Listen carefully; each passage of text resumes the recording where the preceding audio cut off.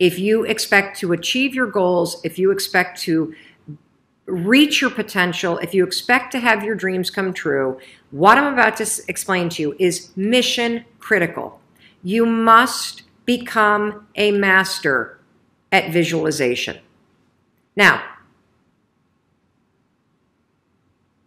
for those of you that are like, what the heck is she talking about? I did not sign up for some sort of meditation, woo-woo, spiritual thing here. Don't worry. This is Mel Robbins. There's always science and research involved in everything that I talk about. So visualization is an extraordinarily powerful skill. And you may have heard of the law of attraction. You may have heard of the word visualization. You may have heard of the word manifesting. I call it seeing signs. So I'm a master at seeing positive signs. I am a master of creating coincidences. I have the world's most incredible luck. You want to know why? Because I understand the science and the skill of visualization. I know that your brain, it is a gigantic detective machine. Your brain is a filter. Your brain is constantly looking for evidence. And that's good news. It's good news when you know how to use it to your advantage. Let me explain. So your brain has a system in it. Here's the technical term. It's called the reticular activating system. It is a network of neurons all up in here. And what is the job of the reticular activating system? It is a filter system. It's basically a system that allows certain information in your brain and it blocks out other information. And guess who programmed that filter? You did. And so did the people from your past. And so if you constantly feel like you're unlovable, guess what? Your reticular activating system is going through the day and it is going to point out every single piece of evidence that confirms that negative belief that you have. If you think that people don't like you at work, the reticular activating system, the filter, it is literally going to be looking for evidence to confirm that belief all day long. This is one of the reasons why we have such a problem with politics in this country. This is why there's something called a confirmation bias. Confirmation bias means your mind loves to read things that you agree with, because reading things that you agree with confirms your filter. Why do we have a reticular activating system? There's a really important reason why you have this. The reason why is if your brain let in everything. Have you ever looked at a Facebook page? Have you noticed how many words are on a standard Facebook page, and the ad over here and the ad over here and the ad over here and the ad and the news feed right here and the stuff up here and all this over here? If your brain took in everything at equal value, your head would literally explode off your shoulders. Your brain would melt down. And so the reticular activating system protects your brain by filtering information and only letting in stuff that it agrees with. So that's the scientific reason and mandate for why you got to get busy reprogramming that thing. Because if you live like I have lived for a very long time, one of the beliefs that I had, and we're going to be talking about this a lot this month, one of the beliefs that I had for a very long time is that I was a bad person, that I was not lovable, that I did not deserve to be a good person, that people didn't think I was a good person, and consequently, that led me to do a lot of hurtful things to myself. It led me to do a lot of hurtful things to people that I cared about, and it really damaged decades of my life. And I believed it. I believed it, and it drove my actions, and I saw evidence everywhere. If you're going to do a mindset reset, you've got to change what you believe about yourself. And so for those of you that had a very negative assessment of 2018 and you're feeling down about your goals already as you look at 2019, you have a very negative belief system about yourself. And that's going to stop right now, because now we're going to talk about visualization and how you use it in order to start to reprogram the reticular activating system in your brain so that your brain starts to spot opportunity. Your brain starts to spot evidence that things are working out. Your brain starts to spot coincidences so you can build momentum. And it begins with visualization. So as you take your goals, right? So you've written down all these goals, right, for 2019. I want you to go to each one, and I want you to do a visualization exercise. And here's how you're going to do it based on science, because there's a particular way you have to do this based on science, okay? It's a two-step method. So let's take self-worth, because we had a question about self-worth. If your goal is to improve your self-worth, I want you to visualize what your life looks like and how you're going to feel about yourself when your self-worth has improved. Here's how you're going to do it. So there's two things that you have to do when it comes to visualization. You have to close your eyes. Truly, I know it sounds stupid, but I want you to close your eyes, and I want you to, in your mind, have a specific picture of what it looks like in your life when your self-worth has improved. You're going to see yourself speaking up at work. You're going to see yourself talking more about your business. You're going to see yourself leaving bad relationships. You're going to see yourself defining boundaries. You're going to see yourself going to the gym. You're going to see yourself taking care of yourself.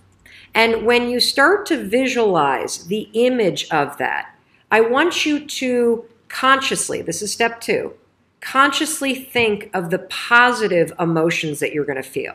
I'm going to feel happy. I'm going to feel proud. I'm going to stand taller. I'm going to be so grateful that I made this change. Marrying the specific picture. Oh, there I am. There I am. I'm at work and I'm raising my hand. Amazing. I'm sharing my idea. There I am. I'm getting a promotion. There I am asking for a raise. There I am. I've just signed up another customer to my business. There I am. I've gone back to school. I feel so good about myself. When you do that, here's what's actually happening in your brain. This is the cool science part. You are training your brain to have a totally different filter. You see, your brain, my brain, it doesn't know the difference between something that actually happened to you, like the F you got in your test in 10th grade, and the things you imagine that are happening to you. Let me say that again. Your brain doesn't know the difference between the bad things that actually happened to you, the real memories that you have, and an imagined memory that you're creating. Your brain will experience you visualizing going to the gym, you visualizing how happy you feel when you do, you visualizing asking for that raise and getting it and how proud you're going to feel. Your brain, when you visualize in the way that I'm teaching you to, it encodes it as a real memory. And that's important because when you encode it as a real memory, it changes the filter system, that reticular activating system. And here's what we know based on research. The more you visualize things, number one, the greater your confidence is going to be, the greater security you're going to have about it. And here's the really cool thing. The more you do this with your goals, you wake up every day and you just visualize. It takes 30 freaking seconds, for crying out loud. You visualize having a great day at school. You visualize curing your panic and how proud you're going to be. What studies suggest and have proven is that simply visualizing yourself doing things actually develops the skill and helps you improve the skills, just as if you were actually doing it. And so there's proof based on research that visualization helps you build skills. And then finally, the other thing that's really important about this is that the more that you do this, what we know based on research is that the reason why you start to believe what you think is because you are reprogramming your brain. You are changing the network of neurons that act as a filter. And so the more that you actually believe in yourself and you start thinking and visualizing yourself speaking up, the more confident you're going to become, the more skills that you're building, and you're actually going to do it. And then instead of looking for all the reasons when you're sitting in a meeting to not speak up, you're going to just speak up because you're going to have changed the filter. You're going to look for opportunities. This is how it works. This is why this is so incredibly important. Here's why visualization works. I'm going to make this last point, and then we're going to jump into today's lesson, which is about the two modes that your brain operates in, and why it is essential for you to understand these two modes in order to change your mindset, and also how you can start to switch in between the two modes of your brain. Super cool stuff. But first, for Shelly, she visualized herself doing a 10K walk in 6 months, and I bet she felt very happy and very proud as she did that. Why is that important? The reason why visualization and picturing yourself succeeding and allowing yourself to feel the happiness and the pride that comes with picturing a positive future. The reason why that's as important is, let's say Shelly does that every single day this week. Every day she wakes up, she walks for 5 minutes, and as she's walking on that treadmill, she's visualizing herself finishing a 10K in 6 months and how proud she is. Every time she does that, she is changing what's going on up here. This isn't something I made up. This is true. And it's not only true based on science, but let's think about this from a common sense perspective. If Shelly wakes up, or if you wake up every single morning, and instead of thinking about the worst case, instead of looking at your body in the mirror and going, I'm so fat, I'm so out of shape, I'll never run a 10K, this is never going to happen, why didn't I exercise last year, I hate my flabby stomach, I hate my big thighs, I hate how out of shape, I'm embarrassed to go, if that's what you're thinking, then that is what you're allowing your brain to continue to filter the world through. If you start teaching yourself the skill of visualizing a positive outcome and feeling the pride that comes with achieving that positive goal, what happens for you right now is you start to think like the kind of person that does a 10K. If after an entire week, what Shelly does is she looks in the mirror and she goes, I'm getting stronger every day. I'm really proud of myself. Even though I'm feeling flabby, I'm not saying you're flabby, Shelly, but even though I'm feeling flabby, I'm doing the work. I can do this. What happens a week from now is when she sees a registration for a 10K, the old mind that wasn't programmed correctly would go, oh, you're fat, you're out of shape, you're not prepared for that, don't sign up. But the new mind, because she's been visualizing every single day, the new mind, just 7 to 10 days later, is going to go, oh, wait a minute, I'm in shape, I'm proud, I'm doing this. Why don't you sign up? It's going to filter the world in a very different way because you're training it to. This is the heart of doing a mindset reset. And this is why visualization works and why it's an important step and why I'm so glad you're doing it. Hey, I'm Mel Robbins, and I wanted to make this video because boy, has the interest in manifesting just skyrocketed. Do you know that there has been a 700% increase in Google searches for manifestation and manifesting techniques just this year alone? So if you're brand new to manifesting, you are in the right place because I'm going to unpack the basics for you. I'm going to help you understand this. And more importantly, I'm going to empower you to put this to use in your life to help you get what you want. And if you've been trying to manifest for a while now and it's not working, this is also an exceptionally awesome video for you to watch because it is probably going to reveal some of the mistakes you've been making. And so let's just jump into it. So here's what we're going to cover in this video. First of all, I'm going to give you a definition for manifesting that's going to clear a lot of stuff up. Next, I'm going to talk about what it is for real based on science and what it can help you do, and what it isn't. How manifesting is very different than dreaming, hoping, wishing, and wanting, okay? Then what we're going to do is we're going to talk about why this is a skill that you need. I'm going to tell you a story about how some of the top performing athletes in the world at the highest level, Olympic levels, are using the science of manifestation to get what they want when it comes to performing at their top level. I'm also going to tell you a deeply personal story about how my husband and I used manifesting over 20 years ago to help us get this incredible dream house, this farmhouse that we always wanted outside of Boston, Massachusetts. And by the time that we are done with this, you're going to feel so excited, so empowered, because you're going to know what manifesting is. You're going to understand why you need it. And you are also going to be equipped to get started using it. All right. So let's start with the definition of manifesting. What the heck is manifesting, Mel Robbins? Well, let me tell you what manifesting isn't, okay? Manifesting is not thinking thoughts and then hoping that they come true. Thoughts become things only when your thoughts inspire you to take the actions to get those things. That's where manifesting comes in. Manifesting is preparing your mind, body, and spirit to help you take the actions to get those things. That's right. I'm going to say that again. Manifesting is like training for getting what you want. Manifesting is socializing your mind, preparing your mind, rehearsing your mind to help you take the steps before you take the steps so that you can get what you want. When you use manifesting properly, what you do is you remove the obstacles of self-doubt, of resistance, of being cautious, of focusing on tiny minutia, of feeling blank and overwhelmed. You remove all that crap and you retrain your mind and you retrain your nervous system and you retrain your spirit to help you get the things that you want in life.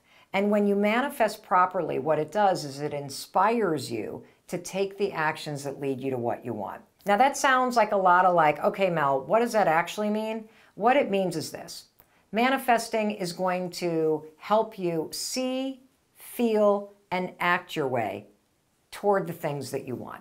That's what it does. It's so freaking cool. Now let me tell you the difference between manifesting according to science and wishing, wanting, hoping, dreaming. Let's focus on sort of wishing.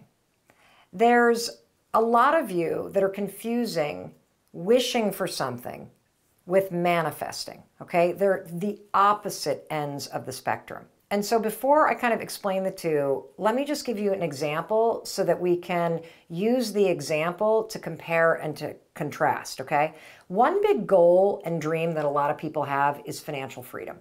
The ability to take your kids to Disney World, the ability to buy what you want, the ability to put enough money away so that you don't have to worry about money, the ability to buy the things that you need, to go on the trips that you want. Financial freedom is something that you deserve in your life. It's something that you can do the work to achieve in your life. And so let's talk about the goal of financial freedom and the difference between wishing for financial freedom and hoping and dreaming about it versus manifesting and doing the work to go get it. If you can hear my cat outside, you know that he sounds like he's dying. What he's actually doing is he's really pissed off because we have come into this little room and shut the door. And so he's walking around going, "Where are you? Where is everybody?" Let's take a listen for a minute. So did you notice that wishing he would leave didn't work? What you're going to always get when you watch Mel Robbins videos is you're going to get the real deal, okay? But literally the real deal, because this is real life. And these are tools for real people to make real changes. And so you might as well see what's going on. So the cat is now sleeping on my lap, and he's very happy. We were talking about financial freedom, which is a goal that so many people have, right? And what's the difference between you wanting and wishing for financial freedom and you manifesting it? And using manifestation and the science of it to help you get it.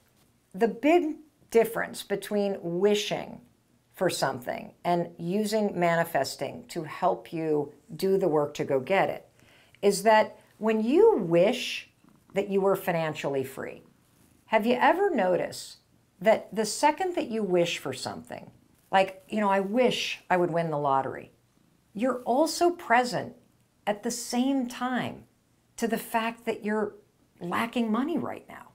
Like wishing that you would win the lottery, it doesn't bring up all of this sort of like empowering feelings. What it does is it reminds you that you're so broke that you need to win the lottery.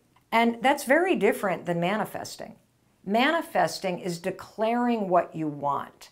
I am committed to creating financial freedom in my life. And then, once you declare what you want, manifesting is about the actions and empowering yourself to go get it. And there's a really big difference between focusing on, and wishing for something, which only reminds you that you're lacking it. Oh, I wish I would meet somebody. That just makes you feel more alone. I wish I could get in shape. That just makes you feel more out of shape. I wish I could win the lottery. That just makes you feel poorer. I wish I didn't have to work for this jerk. That just makes you feel more stuck. Do you feel how wishing for something amplifies what you don't like? Versus, I'm going to manifest and work for more money in my life. I am committed to being in a loving relationship, and I'm going to manifest and make it happen.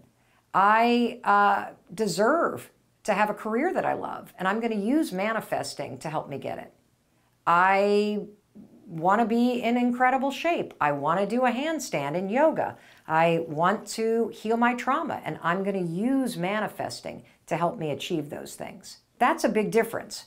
Wishing and hoping makes you present to what you don't have. Manifesting makes you present and feeling empowered about what you want and your ability to go get it. And that highlights the second big difference. When you hope for things, when you wish for things, you are handing the power to somebody else or to outside forces. You are literally giving away your power, because hoping and wishing just inherently assumes that somebody else is somehow going to come in and solve the problem. We all know that that's not happening. Manifesting, on the other hand, locates and amplifies the power inside of you to do the work to get those things, to do the work to change your life. And it's important that you locate the power inside of you, because you're the one that's responsible for your dreams, and you're also the person that's in the best position to make those dreams a reality, because you have the ability to change the way that you think. You have the ability to change the actions that you take every single day. And when you change the actions that you take and you change the way that you think, you change your entire life. And manifesting is a tool that will help you train your brain and train your nervous system and train your mind, body, and spirit to help you achieve the things that you want. The thing that's super important for you to get as a major takeaway from this video is the thoughts alone won't achieve the things that you desire. But if you manifest properly, it will inspire you to take action. And action is what will create the results that you deserve and that you want in your life. That's as simply as I can put it. I want to explain a little bit about the science. I promised you that I was going to quickly tell you a little bit about how some of the world's most successful athletes are using the science of manifestation in order to win at the Olympics, in order to come back after an injury. You know, the U.S. Olympic team, there was a big article in the New York Times about this. They hire sports psychologists precisely for mental training. And what these sports psychologists are doing, there are 5 of them alone that work with the U.S. snowboarding and ski team. And what they do is they are doing the mental training with athletes before the Olympics to help them prepare to show up at the Olympics and absolutely crush it. And you're going to do the same thing. You are going to use manifestation to mentally prepare before and while you're doing the work to achieve your goals and dreams. Because when you mentally prepare, you remove all of the obstacles like self-doubt and nerves and anxiety and imposter syndrome and fear that are currently stopping you from taking action. And so how do you mentally prepare? Well, let me talk to you about the ski team, because they do this super cool process that is basically what you do when you manifest. The sports psychologist would sit down with one of the gold medal winning skiers and snowboarders, particularly after injury. Because if you think about it, somebody that's been injured during competition, even after they've had surgery and they've recovered, they're going to be nervous about competing again. And you may feel the same way about going for what you want. You may have faced a bunch of setbacks. You may have faced a bunch of disappointments. You may have faced a bunch of rejection. And so you're nervous about putting yourself out there. That's okay. Feeling nervous is normal, but you're not going to let it stop you. We're going to use manifestation to train your mind, body, and spirit to be able to do the work. We're going to rehearse what you need to do in your mind and your body and your spirit so that when it comes time to do it, you feel like you've actually already done it, which removes your nerves. It's so cool. So back to the U.S. Ski and snowboarding team, the sports psychologist would sit with the athletes and, let's just say, the crazy snowboarding thing where they go off a jump and they do 50 million like hoops and loops and tricks and whatever. That's like a 10-second jump in the air. And so what the sports psychologist does is they have the snowboarder or the skier describe in detail, not the jump, but point A, point B, point C, point D, point E, point F, all the way to Z. Okay, I'm getting off the chairlift and I've got my snowboard tucked under my right arm and I'm walking up to the place where everybody's getting ready. And I hear the crunch, crunch, crunch of the snow and I feel the breeze. Do you notice I've got my eyes closed? I've got my eyes closed because I have made manifesting a habit. I do it every single morning. And when I start to manifest, I do something that I used to do as a trial lawyer, and that is put someone at the scene. Really good trial lawyers are able to put a jury right at a scene, right where it happened, with such detail that you can smell the cup of coffee on the counter. You can hear the cars passing outside. You can see the bright orange sweater that somebody's wearing right in your mind. You have the ability, with your imagination, to put yourself right at the scene. And that's exactly what these sports psychologists are coaching Olympic athletes to do. As you're standing there and the wind is blowing and your hat is on and they're calling your name, now you're clipping in. Now you're feeling the excitement in your stomach. Now you're feeling yourself push off. And you feel the momentum kick in and the gravity pull down and the speed increasing and you feel the lift off and you literally mentally rehearse visually and in your body feeling it. And what you're doing is you are preparing your body to be able to do it. Here's a cool fact about your brain.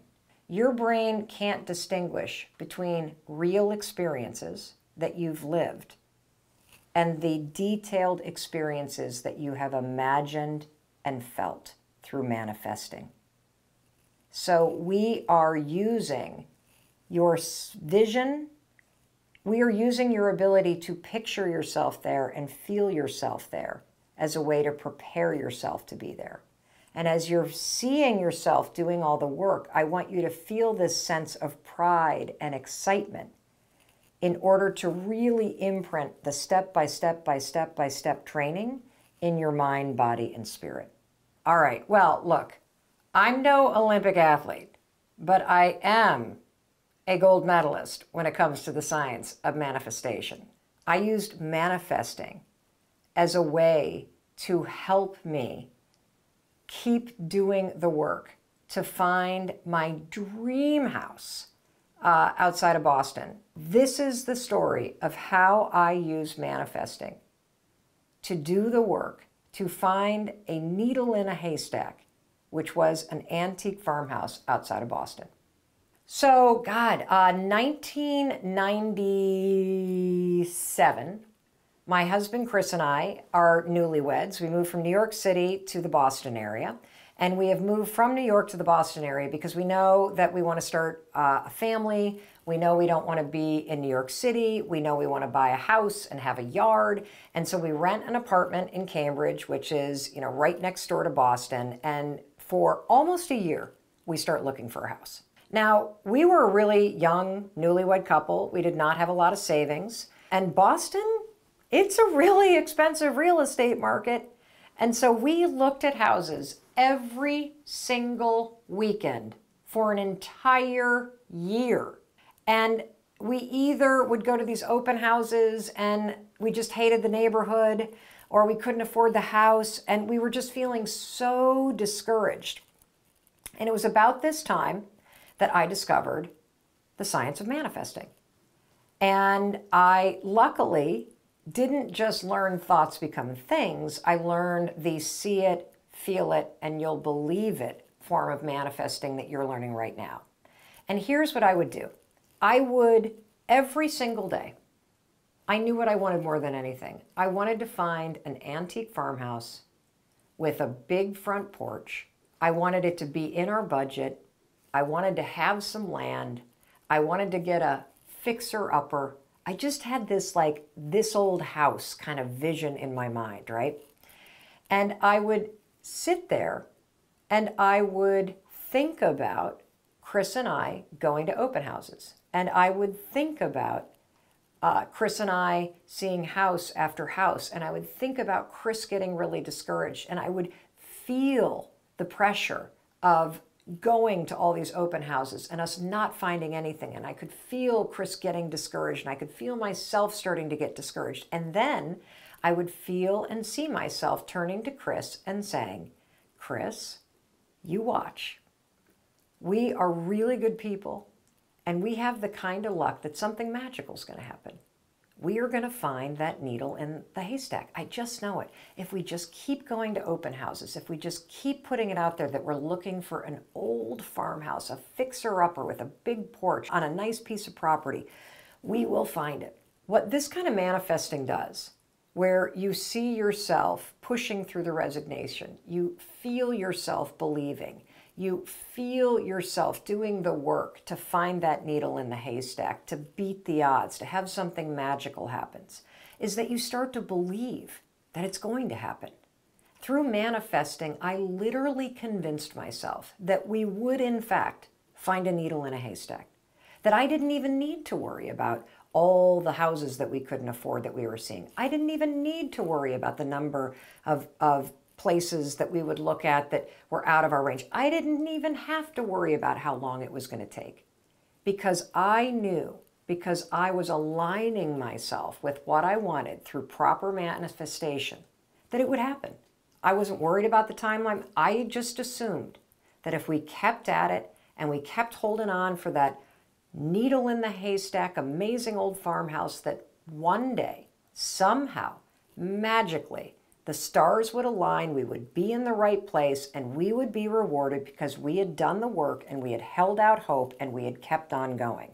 And why do we do those things? Because I had been training myself, preparing myself to do all those things. And I'll tell you what happened.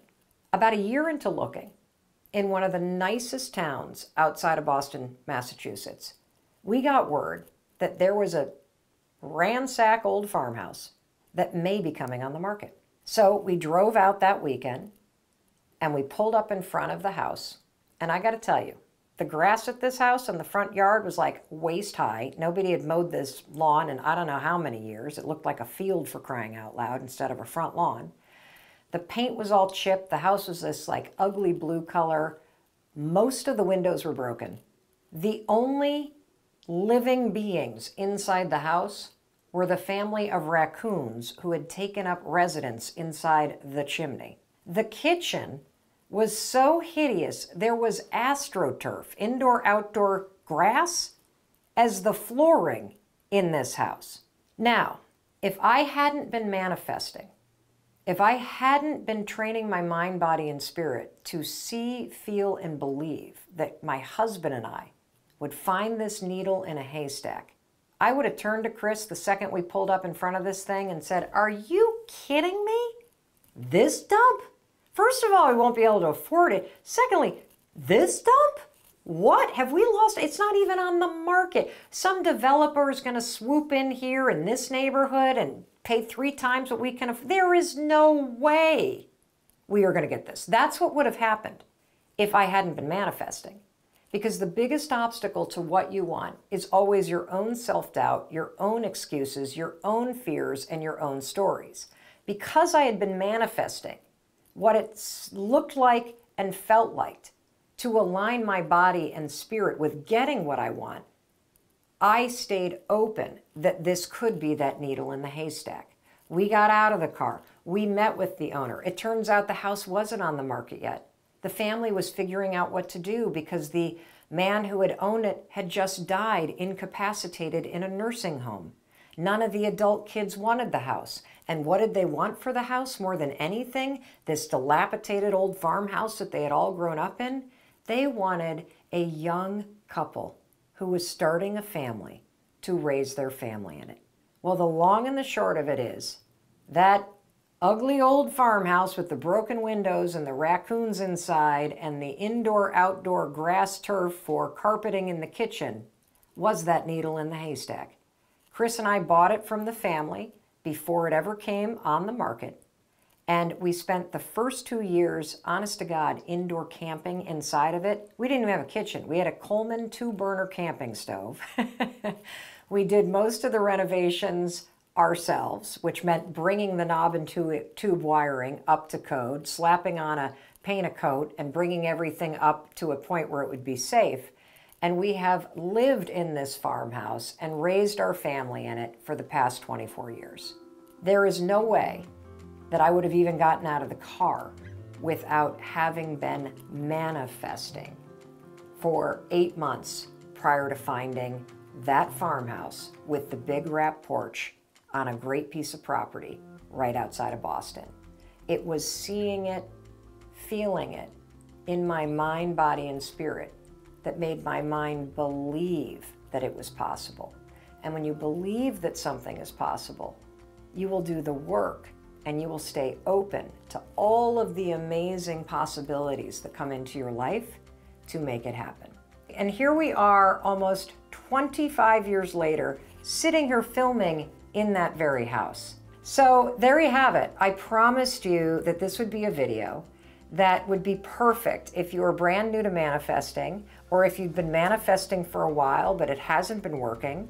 I hope that now that you know the real definition and the real purpose of manifesting, when you manifest using science and you manifest as a way to train and prepare your mind, body, and spirit to do the work to help you get what you want.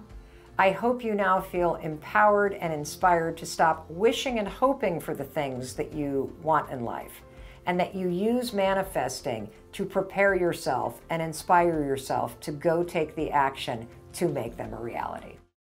Hey, I'm Mel Robbins, and I'm going to teach you the 4 simple steps that you need to follow in order to manifest the right way, according to research and science. I'm so glad you're watching this. Manifesting is an incredible skill to develop in your life and to practice and build consistently as something that you do.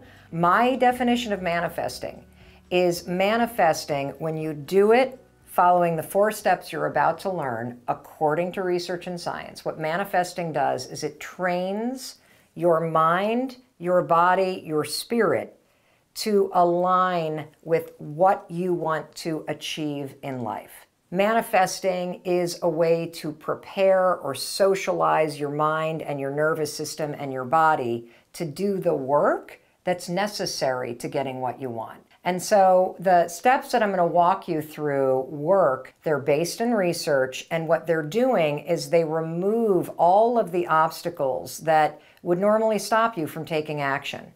Because just thinking about what you want isn't going to get it done. What ultimately creates results in your life are actions. And so manifesting is a way to train yourself to take the actions that will change your life, that will help you get what you want. Manifesting also removes self-doubt, resistance, excuses, imposter syndrome, all the things that would normally stop you from taking the actions. The 4 steps that you need to follow, really simple. Step number 1 is give yourself permission to dream with the lid off. This is really important. And the reason why this is important is because I guarantee you that right now you are not even allowing yourself to fully dream or think about or set goals that are truly aligned with what you deeply want in your heart. That you aren't even able to manifest properly because you're not even honest with yourself about what you actually want. This is a really common thing because you're allowing your self-doubt, you are allowing your fears, your anxiety, your insecurity, you're allowing where you are to dictate and limit where you want to go. And so step one, super important. You must allow yourself, give yourself permission to start dreaming with the lid off. Now, the scientific reason why this is so important is because you have a filter in your brain called the reticular activity system. I write about the RAS for short, the reticular activity system, extensively in the High Five Habit. The RAS is a filter in your mind, and you can do simple things that change the structure of that filter. In fact, the filter in your mind, the RAS, is always changing. So one thing that you can do in order to teach yourself how to dream with the lid off is to adopt a simple habit. Every single morning, I do a very simple thing. I write down 5 things that I want. That's it.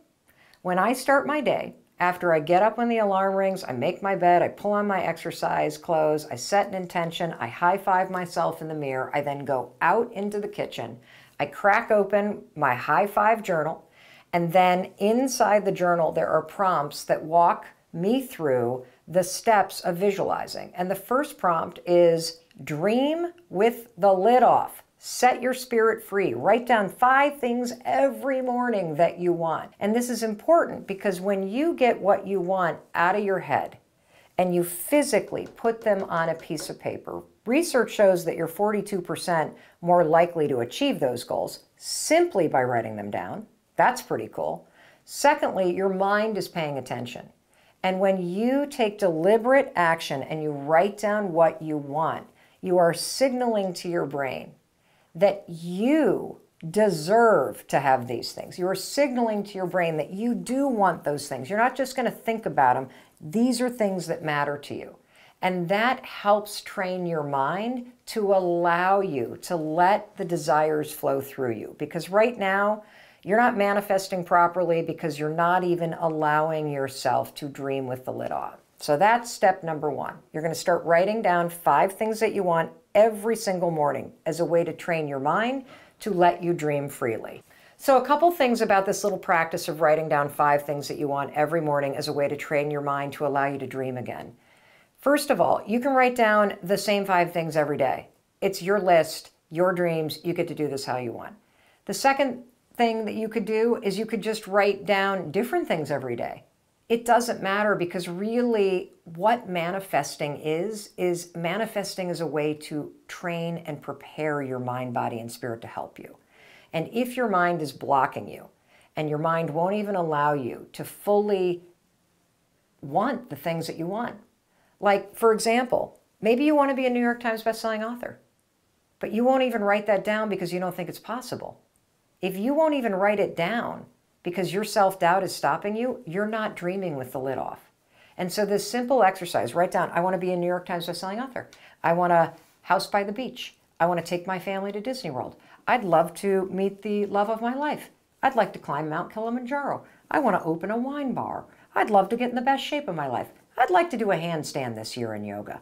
I'd like my dog to start barking at the neighbors. Whatever you want, it doesn't matter. You're just training yourself to dream. And that's step 1. Allow yourself to want what you want. Step number 2 for manifesting properly according to science is you must visualize the steps that lead you to the thing that you want, not the end goal. This is a major mistake that people make. They manifest improperly because all they do is focus on the end goal. If you've ever made a vision board, think about what you put on the vision board. You put up just the beach house or the $1 million in the bank, or you crossing the finish line, or you launching that business, or you having the body that you want, or you driving the Maserati, whatever it is. The end goal is what you put up on a vision board. That is not what you're going to do when you manifest. If you start focusing on crossing the finish line of the marathon, that is a one-way ticket to being unmotivated and completely discouraged.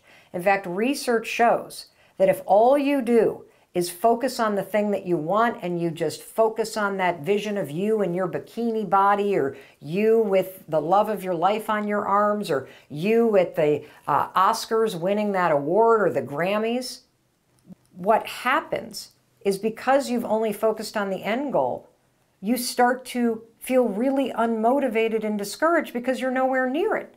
That's where manifesting comes in, because we're not going to focus on the end goal. You got to pick something that you want in order to get started. But manifesting isn't about the end. It's about the bridge. It's about going from where you are here to where you want to go. Imagine that there is a bridge that connects where you are right here with what you dream about doing. Now, that dream could be to be a Grammy Award-winning singer-songwriter. That dream might be to have a family of your own. That dream might be to have a beach house or a ski house, or to take a trip to Fiji. That dream can be whatever the hell you want it to be.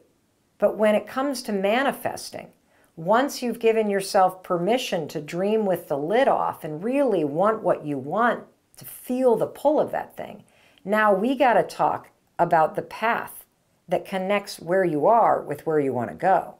And this is all about visualizing the little steps. There's a lot of research that proves why visualizing the steps is the most important thing that you could do. There was a study done at UCLA, for example, where they were researching manifestation and the power of visualization, and they broke students into two groups.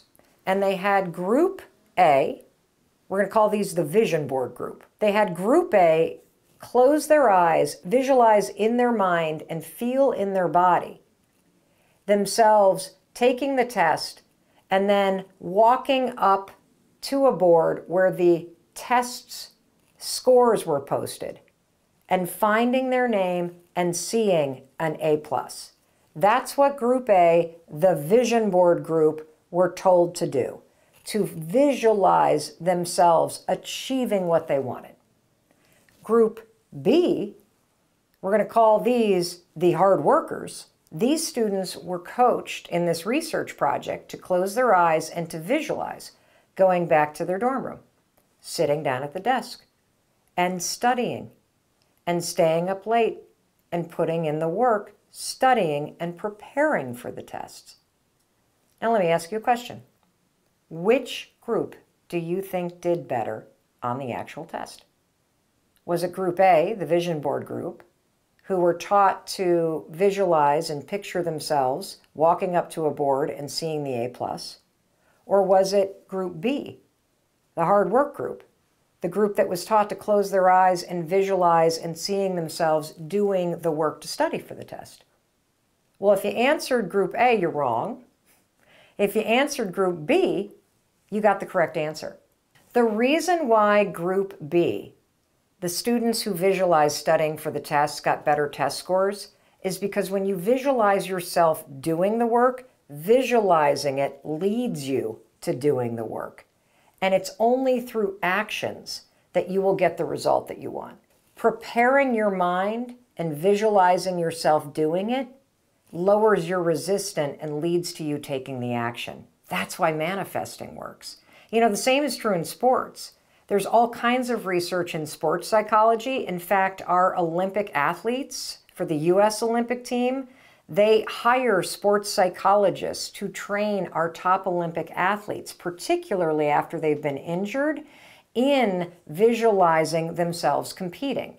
When you coach an athlete to mentally rehearse every single detail about going through the competition, you are training the mind, body, and spirit to show up and dominate.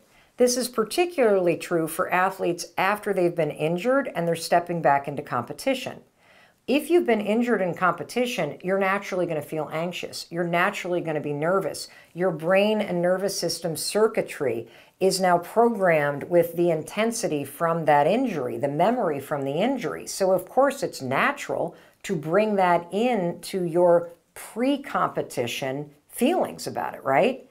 So manifestation properly, remember what it is? Manifesting is preparing your mind, body, and spirit to do the work.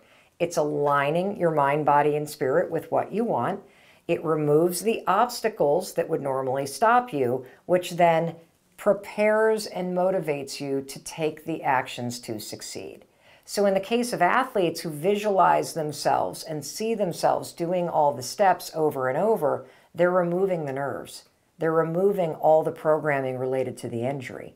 They are preparing their mind, body, and spirit to go in and frickin' dominate. And so are you, because that's step 2. You gotta see it. The third step is you're gonna feel in your body what it feels like to do the work. So let's go back to the research project at UCLA. Not only do I want you to close your eyes and picture yourself going back to the dorm room. Notice I'm closing my eyes. It's because manifesting is a habit for me. And when I manifest, I get in it, man. I close my eyes. I go into my mind. I am literally in my imagination there. And I not only can see myself doing the work, I can feel it. You can feel what it's like to walk into that dorm. You can feel what it's like to sit down. You can feel the heavy backpack hit the table. You can feel yourself crack open that book. You can feel yourself sitting at that desk and the desk light. And you can also even feel what it's like, can't you? As the sun starts to set and it gets darker outside and the light on your desk starts to get brighter and take things over, you can just put yourself right there. And the feeling is super important because, again, manifesting is mind, body, spirit. We got to get your nervous system involved. We've got to make you feel like you're at the scene. One of the reasons why feeling it is so important is because it magnifies the imagery in your mind. And when your mind rehearses something, here's what's cool about your brain. Your brain doesn't know the difference between you studying for that test or you doing the work to start that business or get healthy or put yourself back out there or heal your trauma or save the money to get that house that you want or whatever it is that you're visualizing. Your brain doesn't know the difference between you visualizing those things and you actually doing them. In your mind, it's the same. So it's almost like a training run for a marathon. You are building a muscle that helps you win when you take the actions. It's so cool. And so you not only want to feel what it's like to study for that test, put yourself at the scene. You also want to feel a sense of pride that you're doing the work. And the pride piece is really important because the pride piece acts almost like a booster. It amplifies the memory imprint. When you bring this, wow, there I am, I'm doing the work, I'm proud of myself, I'm staying in, I'm putting in the extra work. Somebody said no and I kept on going. I didn't stop when the first venture capital firm said they wouldn't invest. There I am investing again. When you feel this sense of pride in yourself, it supersizes the imprint and the rehearsing. And so it's a super important part of the feeling. Not only feel the steps, feel the pride that you're doing it. This is so important that I want to give you yet another example. Let's say that your bucket list, something on your bucket list is to run a marathon. For me, it was on my bucket list when I was a young mom to run the New York City Marathon. Now what's interesting is I applied, I got a number, and when I won this number out of a lottery system with the New York City Marathon, I was a brand new mom. I was totally out of shape. I was not at all in any kind of a place to run the New York City Marathon. Now here's the thing, I used visualization to help me lower my fear and my excuses. Because when I got the number, I did not have a lot of time. If I had been a person who was not visualizing, I probably would have said, I don't have enough time to train, I'm not ready, I can't do this, all the excuses would have come in. But instead, I used visualization. Now, how do you use visualization for, say, a marathon? You do not want to visualize crossing the finish line. That is how you visualize incorrectly. Luckily, I knew how to visualize at this moment in my life. You need to visualize yourself going from 0 to preparing to run that race. So what does that mean? That means you need to visualize, oh, there I am. It's 5 o'clock in the morning. Oh, I don't feel like getting up, but I'm getting up and I'm putting on my sneakers and it's dark out and I don't feel like going for a run, but there I am going out the door alone in the cold. Wow, I am going for, I'm pretty proud of myself because I'm training. Oh, here's another thing you could visualize. I'm on a training run, it's mile 7 and it starts to rain and I keep going. Wow, I'm wet and I'm still running. I'm proud of myself because I'm out there training. It's mile 11 and my earbuds just lost battery. I don't have any more music. I got 5 more miles to go. I'm out here for almost another hour. And I continue going. And I continue going. And I see myself completing that 16-mile training run. And I allow myself to not only feel what it feels like to push through that moment when those earbuds run out of battery, but I also feel proud of myself for pushing through. That's how you prepare yourself for the thing that you need to do, because it removes the obstacles that would stop you from pushing through at mile 11 when your earbuds run out, because you've already rehearsed the moment in your mind. And then finally, step 4, and this is where a lot of people, not naming names, but this one is like really important. You need to do the work, okay? You got to do the work, because it's only through your actions that you will accomplish what you want. Let's say that you've always wanted to climb a particular mountain, okay? There's a mountain called Haystack. It's not even that tall, so I should probably pick a bigger one, but let's just call it Haystack Mountain. You've always wanted to climb Haystack Mountain. You pull up to Haystack Mountain, and you get out of the car, you park at the, National Forest parking lot, and you make the mistake of looking up at the mountain, which is the end goal, right? And you notice it's up in the clouds. And then you start to think, oh my God, that's a really far way away. I don't really know how I feel about doing this anymore because that looks like it's going to take a really long time. And then all of a sudden it starts to rain. And you go, I don't think I want to do this because I don't think I feel like doing this. And next thing you know, you are back in the car, driving back down the road to that little diner that you saw. And instead of climbing the mountain that you've always dreamt of climbing, you've now come up with an excuse and you have abandoned ship. You now have literally become your own obstacle. You talked yourself out of it. You started to doubt yourself. You told yourself you weren't ready and that you didn't feel like it. You pull the ripcord, you're out of there. In order to have what you want in life, you must stop staring at the top of that mountain. You must stop creating excuses for why you can't or don't feel like it. And you must put your head down and look at the first step in front of you. And then you must take the action and start walking toward what you want. And it'll be a hell of a lot easier for you to do that if you have also been putting in the time every day consistently to not only see yourself walking up that trail step by step, but that you have felt yourself pushing through the resistance, the fear, the obstacles, the bullshit, the excuses that are stopping you now. And feel proud in every fiber of your being as you push through those obstacles and see yourself and feel yourself doing the work. That's how you manifest properly. And if you do that before you pull into the national park parking lot, if you look up at that mountain and you see clouds and it starts raining, it won't matter because you've already rehearsed this moment in your mind, body, and spirit. And you, my friend, will start walking up that trail. And you're going to be proud. That's how you use manifesting to get what you want. That's how you leverage all the science and research to train and prepare your mind, body, and spirit to help you get what you want. And that's how you hack the motivation and inspiration that you need to take the actions that get you everything that you want and deserve in life.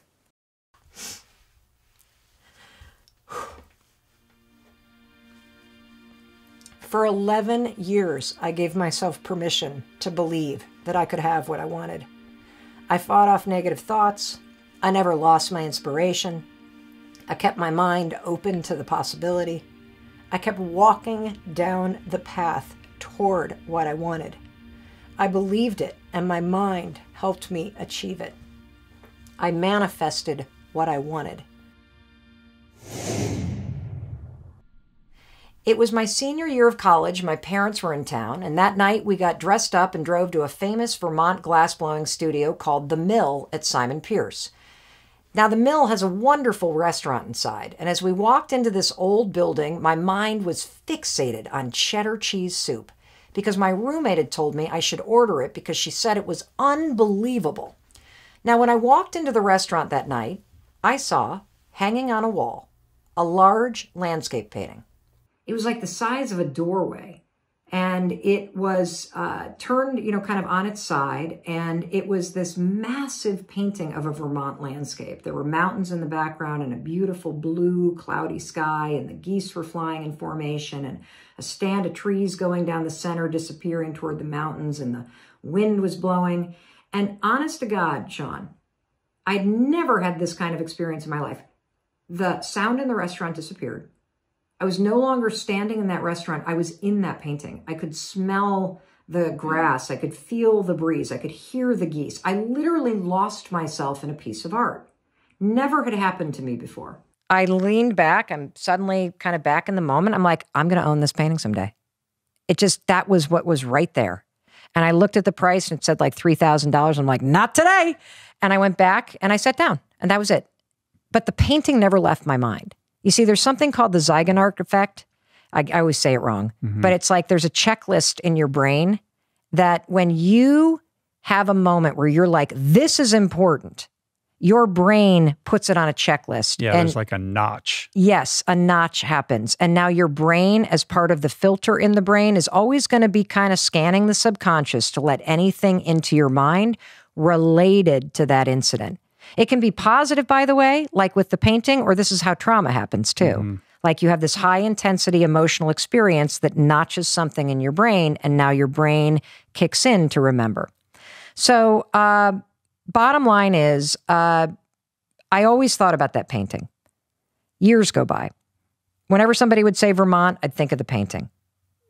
I don't know why. I can't explain it. Never wanted a painting before. Was not an art student. It's going to law school. It's not like you're out collecting art. No.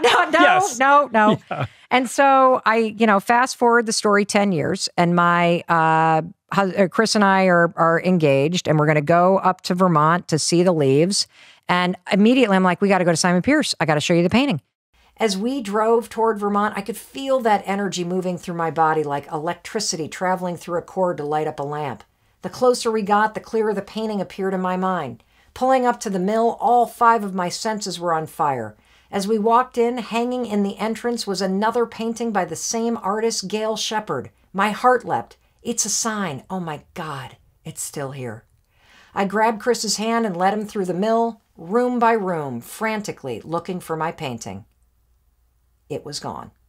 And here's the interesting thing. Chris was more disappointed than I was, because I was so sure that at some point I would have enough money to track down the person that bought it, that I would, at some point, whether I was 70 years, 60 years, at some point I would own it. Now, it's interesting because there were other areas of my life where I did not have this assurance. But there was something about this painting. I kept an open mind. I believed it was possible, even when I wasn't doing anything about it. So a couple more years pass, I turned 30, and my husband asks everybody to just chip some money into an envelope, and he hands me an envelope full of $500. I immediately think about the painting. Now, keep in mind, $500 isn't going to buy shit by this artist at this point. I'm pregnant. I should probably buy a crib or stools for our new house. But I pick up the phone and I call the mill, and I'm like, I would like to buy a piece by Gail Shepard. And I'm acting like I have millions of dollars. I have $500, which barely is going to buy me shit from this artist, okay? But I don't care, because I trust and believe. I'm walking toward what I want. I'm giving myself permission to desire what I want. And the guy picks up the phone and he reps her art, and I say I have $500, and he pauses, And then he says, well, I can send you some Polaroids of some of the small ones. And so I immediately feel the sting. And we so often in those moments talk ourselves out of moving toward what we want. But for whatever reason, I trusted and believed.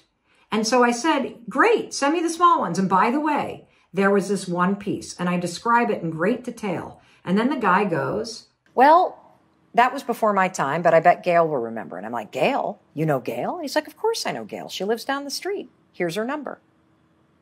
So I eventually call Gail, and we have this amazing conversation. And I say, by the way, there was this one painting almost 10 years ago. Big Vermont landscape, a stand of poplars down the center, grass blowing on either side. And I could hear her thinking. And she said, you know, Mel, over the years, I've done so many large format paintings. I'd hate to guess which one it was and be wrong.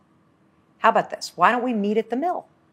We'll walk all around. I'll tell you the stories behind the paintings. And then if you don't like anything there, I'll take you back to my studio and you can look at what I'm working on. And if you don't like anything there, then you can look through my slides. And maybe, just maybe, you'll be able to find this painting that you saw over a decade ago. So a month passes. We go up to the mill. I walk in. We meet each other. She's amazing. She's like twice our age, just an incredibly cool lady.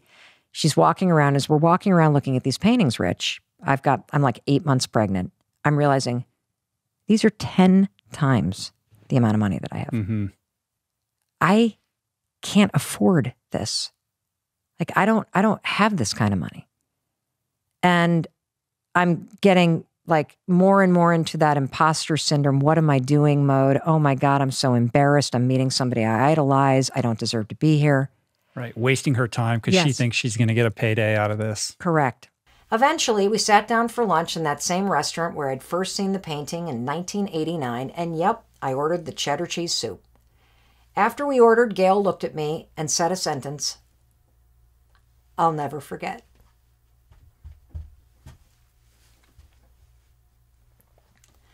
Now that you're sitting down, I have something to tell you. The noise in the busy restaurant seemed to disappear.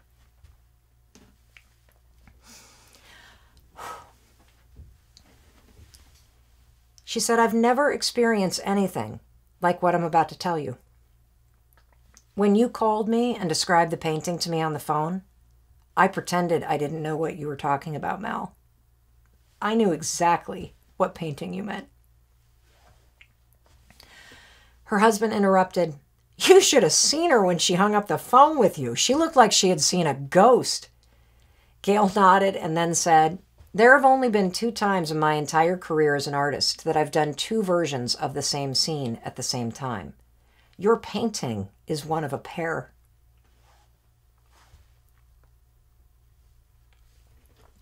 I gave one of the paintings to the mill to sell, and I put the other one in storage in my studio. And then she started tearing up as she said,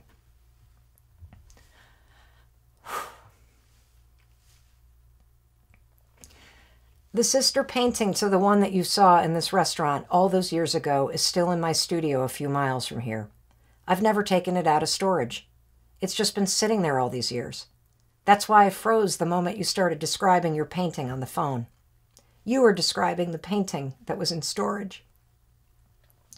I had thought about getting it framed and selling it a dozen times. Now I know why I never did. I guess it was waiting for you to come looking for it. So we get in the car and we drive to the mill. And when we walk in, there in the center of this massive kind of barn studio space is an easel with a painting taped up with painter's tape on it. And it was the sister to my painting. There were slight differences, not as much movement in the grass, but it was one of the most extraordinary experiences of my life. It was as if time suspended and I was standing before that painting in 1990 saying it would be mine. And there I was 11 years later standing in front of it. And then I felt this massive sort of collapse, Sean, because I thought, I can't afford this. And so Chris walks over, my husband, and you know, I've got those big tears hanging on my eyeballs. And I said, honey, I don't need anything. I don't ever need jewelry or a nice car. Just please, dear God, tell me you will buy me this painting someday. And he yells, hey, Gail, how much for the big one? And she says, well, for Mel, she can have it for $500 because clearly when I was creating it 11 years ago, I was doing it for her. My heart just split right open. You know, it's one thing to see the painting. It was a whole other level to be able to purchase it. It was mine. I'd done it.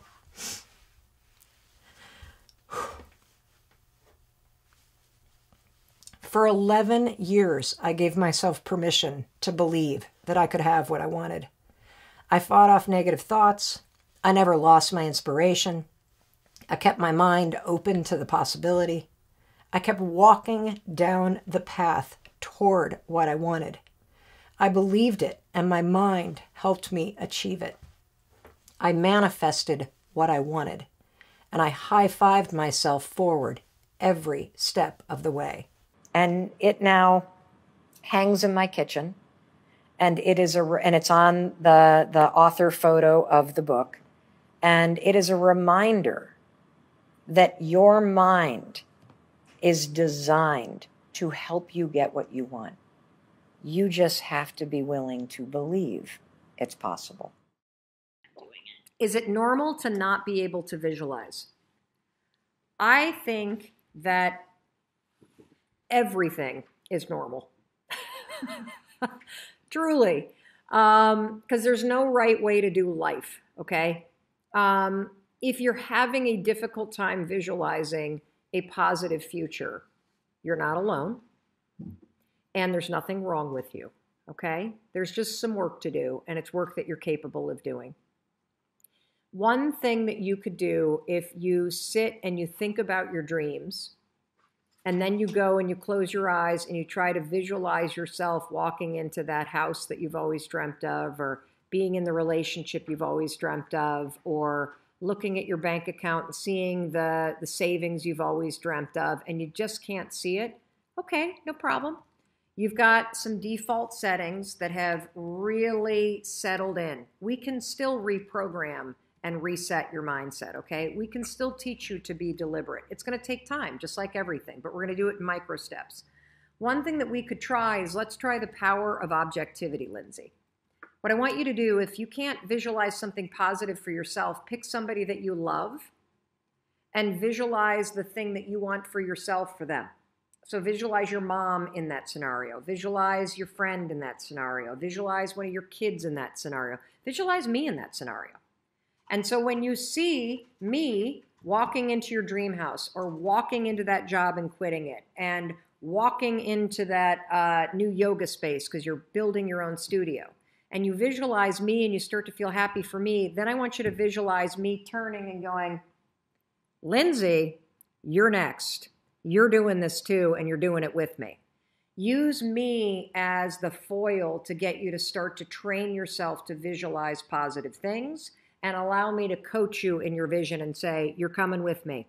I'm going to be here with you the whole step, okay? Because the power of objectivity works very, very well in lots of other research for decision making, and so I suspect that it will work for visualization too. You've been really good at manifesting results in your life, especially since the last book. What is your thoughts on how to manifest? Yeah, everyone's doing it wrong. That's my thoughts. Okay. Yeah. Then how should we manifest the dreams that we have inside of us? Okay.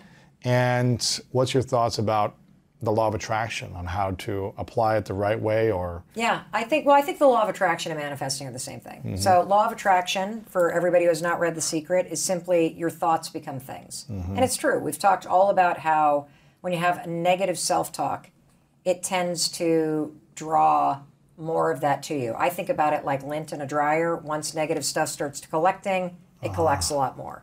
We can also talk about your brain filter, something called the Reticular activity system, and how it is a live network that filters the brain. We'll dig into that deeper, but let's do surface level right now, manifesting law of attraction.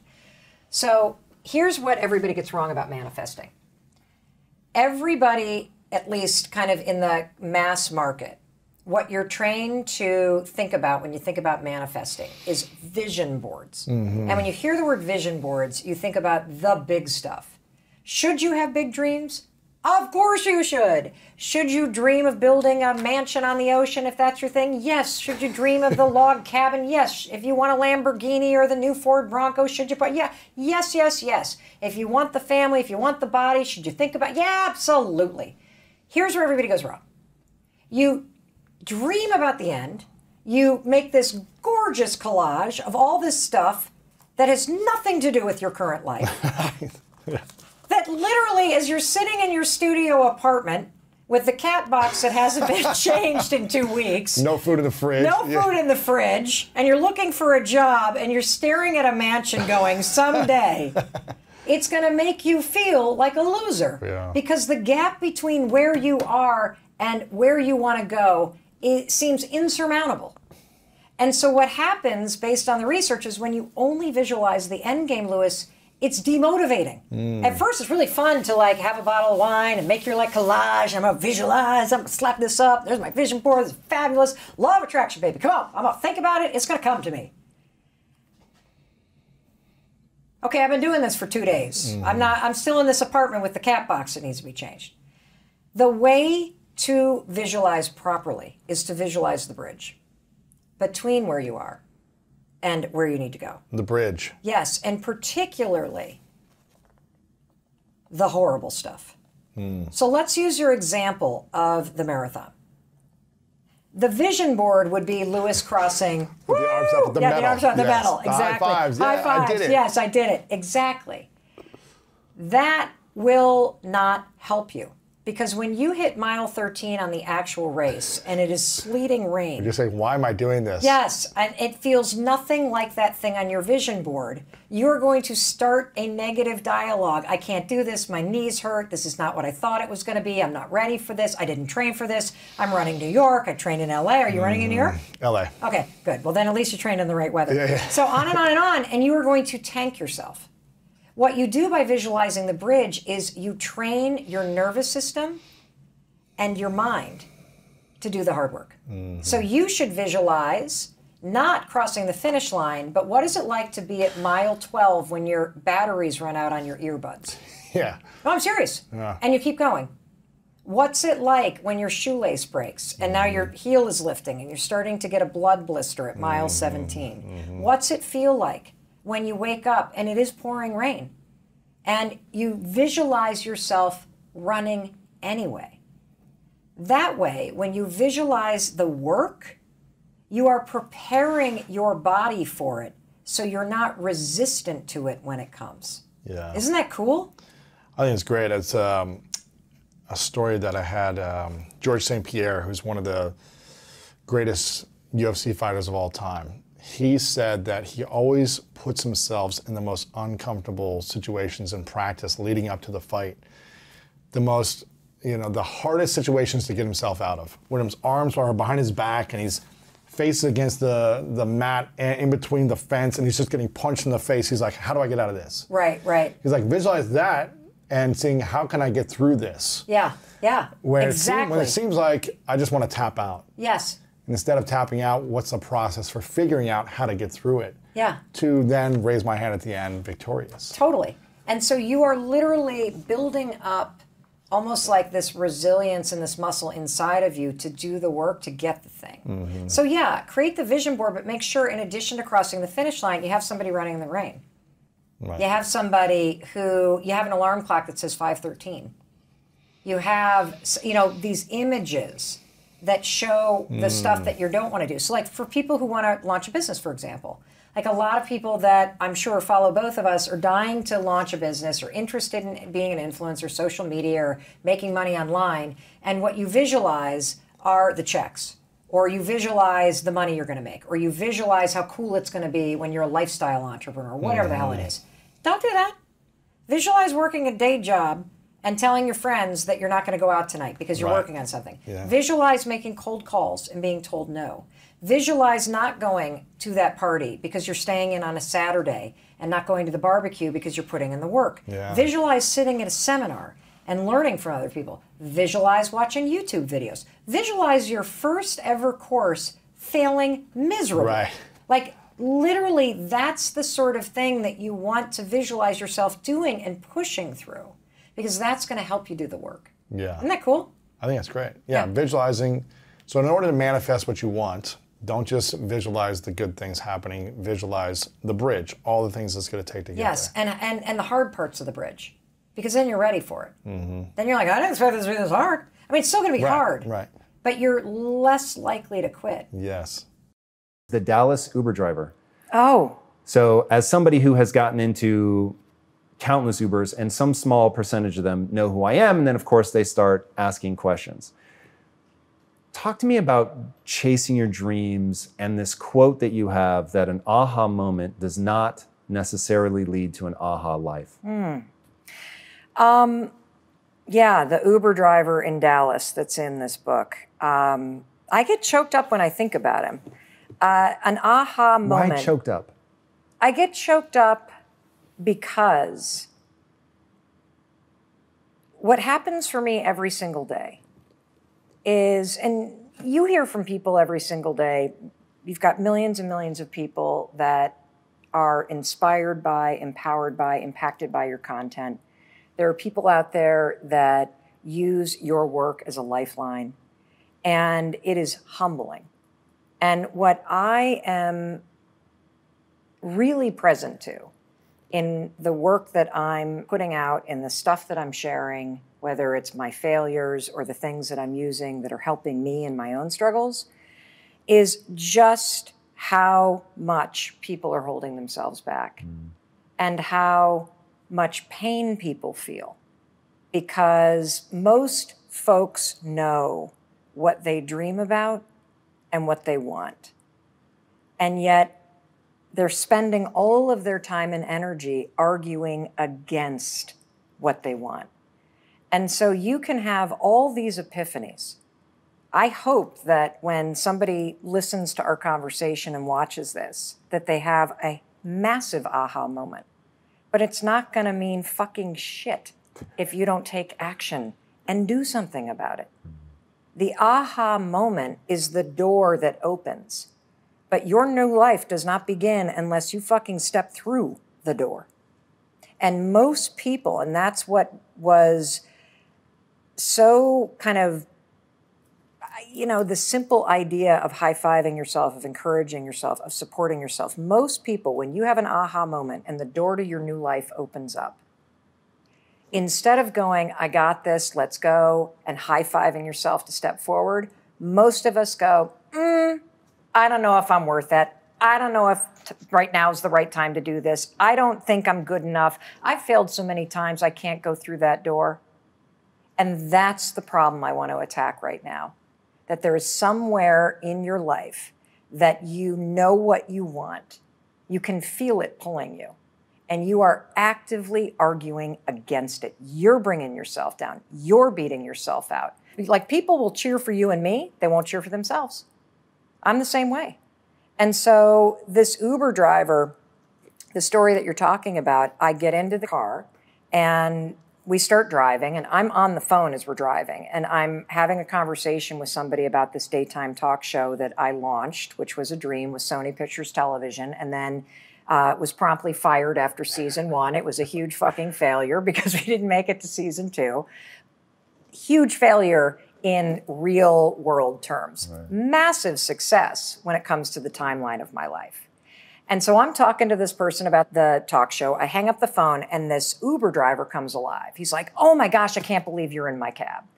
And I'm like, why? And he says, because I want to talk to you about something. I think you can help me. And I'm like, great, how can I help you? And he says, I have a dream of being a Oscar-winning actor and creating opportunities for other Black and Latino men to do the same in acting. And I'm like, freaking fantastic. What the fuck are you doing in Dallas?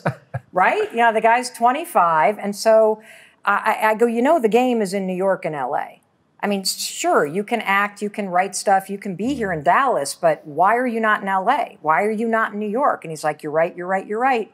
I need to move to LA. I'm like, why not?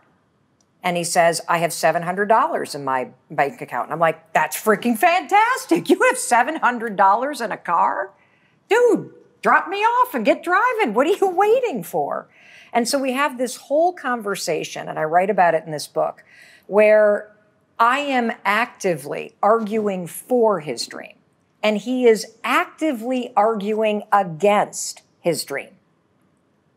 And what is so sad is throughout this conversation, Tom, he's like, you're right. $700 could get me there. You're right. I am only 25. You're right. If I keep thinking and thinking and thinking and thinking about what I want to be doing, I'm not only going to drive in circles, my whole life is going to spin in circles as I think about what I want and I don't do shit about it. And then you are going to find yourself not at 25, but at 45 or 65, and you're going to be so filled with regret that you never fucking put a bet on yourself. And so this conversation ends with him declaring that he's going to go to California and me giving him a bunch of tools that I talk about in this book. And the point of the story is, does he move or not? I don't fucking know. The point of the story is it's so easy to see what somebody else should do. It's so easy to cheer for somebody else. We all do that, right? We cheer for our favorite sports teams. We follow our favorite influencers and authors. We plan birthday parties for our friends. We take on extra work from our colleagues. We support everyone around us. We do not know how to do it for ourselves. If your goal is to improve your self-worth, I want you to visualize what your life looks like and how you're going to feel about yourself when your self-worth has improved. Here's how you're going to do it. So there's two things that you have to do when it comes to visualization. You have to close your eyes. Truly, I know it sounds stupid, but I want you to close your eyes, and I want you to, in your mind, have a specific picture of what it looks like in your life when your self-worth has improved. You're going to see yourself speaking up at work. You're going to see yourself talking more about your business. You're going to see yourself leaving bad relationships. You're going to see yourself defining boundaries. You're going to see yourself going to the gym. You're going to see yourself taking care of yourself. And when you start to visualize the image of that, I want you to consciously, this is step 2, consciously think of the positive emotions that you're going to feel. I'm going to feel happy. I'm going to feel proud. I'm going to stand taller. I'm going to be so grateful that I made this change. Marrying the specific picture. Oh, there I am. There I am. I'm at work and I'm raising my hand. Amazing. I'm sharing my idea. There I am. I'm getting a promotion. There I am asking for a raise. There I am. I've just signed up another customer to my business. There I am. I've gone back to school. I feel so good about myself. When you do that, here's what's actually happening in your brain. This is the cool science part. You are training your brain to have a totally different filter. You see, your brain, my brain, it doesn't know the difference between something that actually happened to you, like the F you got in your test in 10th grade, and the things you imagine that are happening to you. Let me say that again. Your brain doesn't know the difference between the bad things that actually happened to you, the real memories that you have, and an imagined memory that you're creating. Your brain will experience you visualizing going to the gym, you visualizing how happy you feel when you do, you visualizing asking for that raise and getting it and how proud you're going to feel. Your brain, when you visualize in the way that I'm teaching you to, it encodes it as a real memory. And that's important because when you encode it as a real memory, it changes the filter system, that reticular activating system. And here's what we know based on research. The more you visualize things, number one, the greater your confidence is going to be, the greater security you're going to have about it. And here's the really cool thing. The more you do this with your goals, you wake up every day and you just visualize, it takes 30 freaking seconds for crying out loud. You visualize having a great day at school. You visualize curing your panic and how proud you're going to be. What studies suggest and have proven is that simply visualizing yourself doing things actually develops the skill and helps you improve the skills just as if you were actually doing it. I write about this story in the new book, The High Five Habit, and I'm going to take everybody back 4 years ago. So this is the first book. The High Five Habit is the first book that I have written and published in almost 5 years. Back in 2007, I released a book called The 5-Second Rule. And Lisa and her husband, Tom, played a pivotal role in one of the biggest professional breakdowns of my life. And they had no idea that it was happening at the time. No clue. And Lisa, I think you just found out about it by reading about it in chapter 12 of my new book. Yep. So here's what was going on. I had written the 5-Second Rule book. I had self-published it because I thought that that was the best thing to do. I had a dream of being a #1 New York Times bestselling author.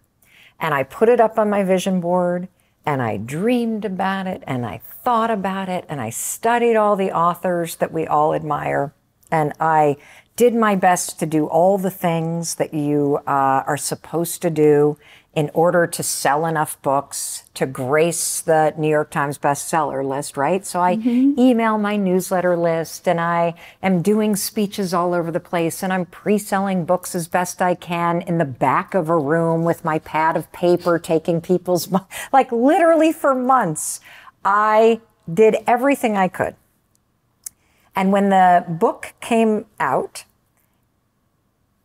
I sent the email out to everybody.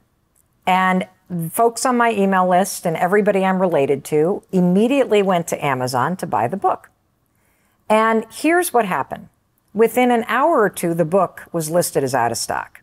Now, I thought, yes, yes, I have won. I am a best-selling author. I have sold out of Amazon in a matter of a few hours. Oh my God. Oh my God. This like literally, this proves all the things that everybody said about me in middle school is not true anymore. I've done it, Lisa. And then I started to realize I had not sold all the books. Because I had 20,000 books at Amazon. I did not have that many people on my email list. And people started to email back going, it's out of stock, it's out of stock, it's out of stock. You think your dream, like the height of your freaking dreams come true at this point? Yes, I think I've done it. Like I've sold, like I am a success. I am a phenomenon. This is unbelievable. I think the dreams are coming true. And then within a couple hours, people start emailing going, it's out of stock, Mel, it's out of stock, it's out of stock, it's out of stock. It dawns on me, there's no way I sold 20,000 books. There's no fucking way. I call the printer that I worked with that helped me self-publish, and you know, it's a little self-publishing publisher. And he tells me that he's seen this happen before, where when Amazon gets a flood of traffic to something that they're not expecting, they will turn off supply to make sure it's not a bunch of bots. And to also check inventory. And we had no ability to figure this out. So for the first couple weeks that the book was available, it was out of stock. So here I am in this 2-week period where I have worked my ass off. I have done everything you're supposed to do, Lisa. And my book is out of stock. I have sent my entire marketing campaign to a product you can't get. And I'm thinking, why are you doing this to me, universe? I have worked hard. Why do I have to be the bad news bearers? Why am I not part of that super, like, awesome group of best-selling authors? When is it going to be my turn? And I start to go down the drain. Enter Tom and Lisa Bilyeu. So when I come here and I am doing your show, I show up here and I'm like, this is my last hope. Because by the time this thing gets on air, maybe the book will be available. I have got to pull myself together.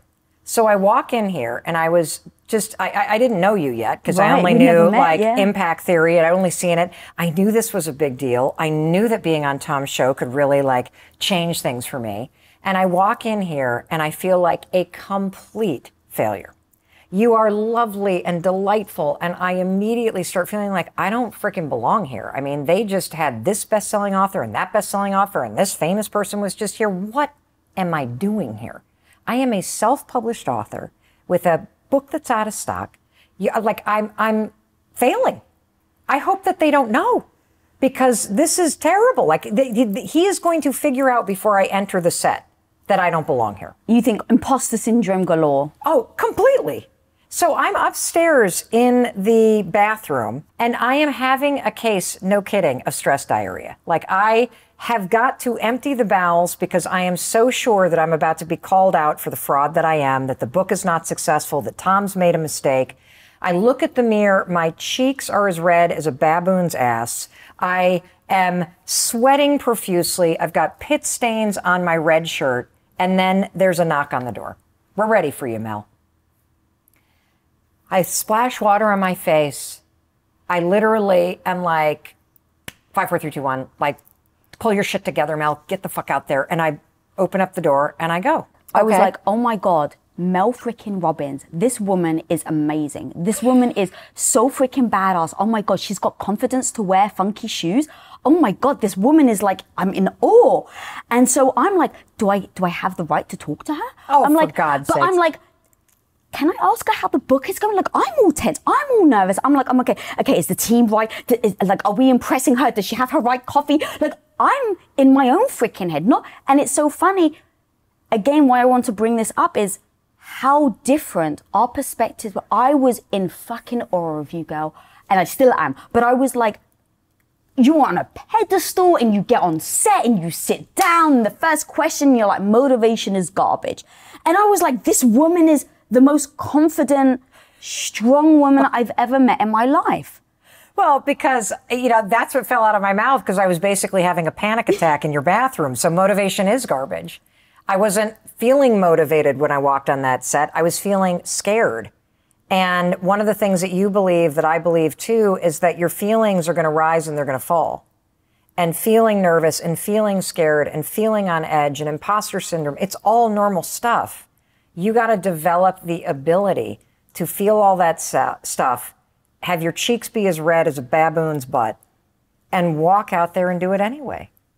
That's what you've got to develop in life. Mm-hmm. And that moment taught me that. And there was something else that happened. So when I left that set, the whole time that the book was out of stock and I'm sitting here going, woe is me, and I've failed again, and I screw everything up, and why doesn't anything ever work out for me? I would catch myself and I would say this: there's no way, Mel, that you've worked this hard, that something amazing isn't going to happen. You have to keep going. You have to believe that this moment is preparing you for something amazing that hasn't happened yet. That was the mantra that had deep meaning for me in this moment, because it was a way for me to take an attitude that was going down the toilet and flip it into what I call a high five attitude that was more empowering and supportive and encouraging. And so I kept repeating it, Lisa. There's no way something isn't going to happen when you work this hard. This moment is preparing you. It's giving you an experience, a person, a skill, something, Mel, that you need, because something amazing is coming. You don't know it, but something amazing is coming. That gave me the resilience to keep going, even though the book was out of stock, even though by all measures I had failed. So your interview releases, and I all of a sudden get this email from Audible. I had forgotten that I had published an audiobook. I had self-published that too. My husband had uploaded it himself to the Amazon platform called ACX, which is a self-publishing platform for Audible. I had completely forgotten about the audiobook because I was so focused on this New York Times thing. And by the way, here's another thing. You can't make the New York Times list if you're a self-published author. Something I didn't even know when I started. So here I thought I'd fail, didn't achieve my dream, the whole thing. I get this email. Your monthly report is ready. And I'm like, monthly report? What are they talking about? I click on that report. I open it up. I am literally like, oh my God, audiobooks. Audiobooks? Who knew audiobooks were a thing? Here's what happened. The entire time that I kept going, something amazing was happening, Lisa. They were going to the hardcover, but it wasn't available. They bought the only thing that was available. the audiobook. The 5-Second Rule became the #1 audiobook of the year, Lisa. It, to this day, is the most successful self-published audiobook in the history of Audible. And it created a brand new partnership that I have with Audible. Something, by the way, that I never would have had happen had my hardcover campaign be successful. And here's the other thing. I have never achieved my goal of being a New York Times bestselling author. And I might never achieve it. I've never made a traditional bestseller list. And it proves something that I believe very deeply. And that is that your dreams and the things that you put on your vision board have a very important purpose. They pull you through your fears. They inspire you to take action. But they are not necessarily meant to be achieved. I believe when you pursue your dreams and you keep going and you keep telling yourself that if I work hard, something amazing is going to happen, you'll achieve something better, something that you don't even know or can even think about right now because it's not even on your radar screen. Those dreams are dots on the map of your life that pull you in a direction you're meant to go. But you might never end up there because you're meant to end up somewhere else. I actually have an incredible quote of yours about dreams. You say, when it comes to your dreams, you have 2 choices: pursue them or be haunted by them. It's true. You can't forget a dream. You can't. That's what that painting story is about. Yeah. It's about what happens when you are able to just give yourself permission to want the things that you want. So tell the story. Okay. So I'm probably going to sob it's long. hysterically. I'll shorten it. I'll shorten it. So the bottom line is that so in 1990, I was a senior in college at Dartmouth. And my parents came to visit from Western Michigan. And we went to this place called Simon Pierce, which is a famous glass blowing mill. And as we walked into the restaurant, I had an experience that you may be able to relate to. And that is, I walked in and I immediately saw this painting hanging on the wall. And it was about the size of a door, only horizontal. And it was a Vermont landscape. And I was drawn into it immediately. Like, I was no longer in that restaurant. I was standing in that field. I could feel that breeze. I'd never, ever had an experience like that with a painting. Have you ever had an experience like that with art? No, I mean, not like that. Not like that. I mean, my sense was that this is very atypical for you. Very. So I kind of lost it. The restaurant was quiet. And then I leaned back. I'm suddenly kind of back in the moment. I'm like, I'm going to own this painting someday. That was what was right there. And I looked at the price and it said like $3,000. I'm like, not today. And I went back and I sat down and that was it. But the painting never left my mind. You see, there's something called the Zygon Art Effect. I always say it wrong, but it's like there's a checklist in your brain that when you have a moment where you're like, this is important, your brain puts it on a checklist. Yeah, there's like a notch. Yes, a notch happens. And now your brain, as part of the filter in the brain, is always going to be kind of scanning the subconscious to let anything into your mind related to that incident. It can be positive, by the way, like with the painting, or this is how trauma happens too. Like you have this high intensity emotional experience that notches something in your brain, and now your brain kicks in to remember. So bottom line is, I always thought about that painting. Years go by. Whenever somebody would say Vermont, I'd think of the painting. I don't know why. I can't explain it. Never wanted a painting before. Was not an art student. It's going to law school. It's not like you're out collecting art. No. Yes. Yeah. And so I, fast forward the story 10 years, and my Chris and I are engaged, and we're going to go up to Vermont to see the leaves. And immediately I'm like, we got to go to Simon Pierce. I got to show you the painting. So we pull up to the mill and we walk in, and right in front there is, boom, a painting by the same artist, Gail Shepard. And I'm like, oh my God, it's here. And we race all around the place and it's gone. And the funny thing was, and this is the way your brain works, Chris was more disappointed than I was. I literally turned to him and said, it's okay, dude. Like, it'd be weird if we're still here after 10 years. I'm going to track this thing down. I actually said to him, you know what's going to happen, Chris? I'm going to be able to buy this like 40 years from now. It's going to be hanging in the corporate lobby of some building, and I'm going to have to track down the owner and pay like quadruple the money they pay. But I'm going to own this damn thing. Now, I have a mission, yes. So a couple years pass, and it's my birthday. I think I was turning 30, and Chris says, Chris gets a couple people to give money. And he said I could buy anything I wanted with it. So I had what, $500? Now, I'm pregnant at the time with our first kid. I should have bought a crib or stools, but for whatever reason, the Zygon Art Effect takes over, and I'm like, the painting. So I call the mill, and I get this guy on the phone. I'm like, I want to buy a Gail Shepherd piece. And I said, could you send me Polaroids? And he's like, sure. And I tell him the budget, and he goes, I'll send you Polaroids of some of her smaller things. And she's like blowing up in the meantime, right? Yeah, she's a very, very successful Vermont landscape artist. And so I say to him, by the way, there's this one painting. And I describe the painting I had seen over 10 years ago. And he said, well, that was way before my time, but I bet Gail will know. And I'm like, Gail? You know Gail? He's like, of course I know Gail. She like lives in down the road. Here's her number. So for 2 days, I paced around the apartment with $500 in my pocket, driving Chris crazy. Because I felt like, what am I going to say to her? And I must be a weirdo. I've been stalking this lady. I've been thinking about her for 10 years. I can't afford a painting. Who am I to buy a painting? Like, what the hell? So finally, Chris is like, would you call her? I'm going to call her. You're driving me crazy. So I call her, and I start talking a mile a minute, and she was amazing. And then I said, by the way, there was this one painting.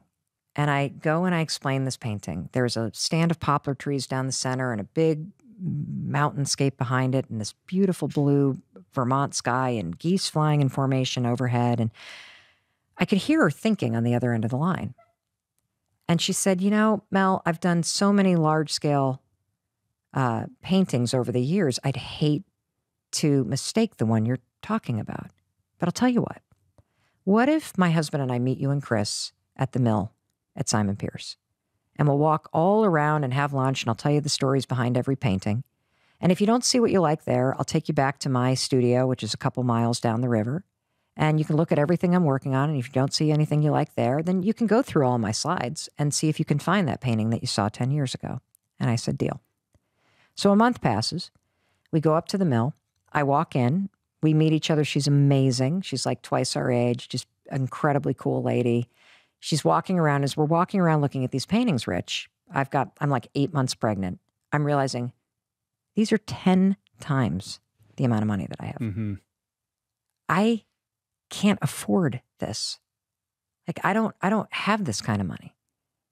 And I'm getting like more and more into that imposter syndrome. What am I doing mode? Oh my God, I'm so embarrassed. I'm meeting somebody I idolize. I don't deserve to be here. Right. Wasting her time because she thinks she's going to get a payday out of this. Correct. We sit down, and she goes, now that you're sitting down, I have something to tell you.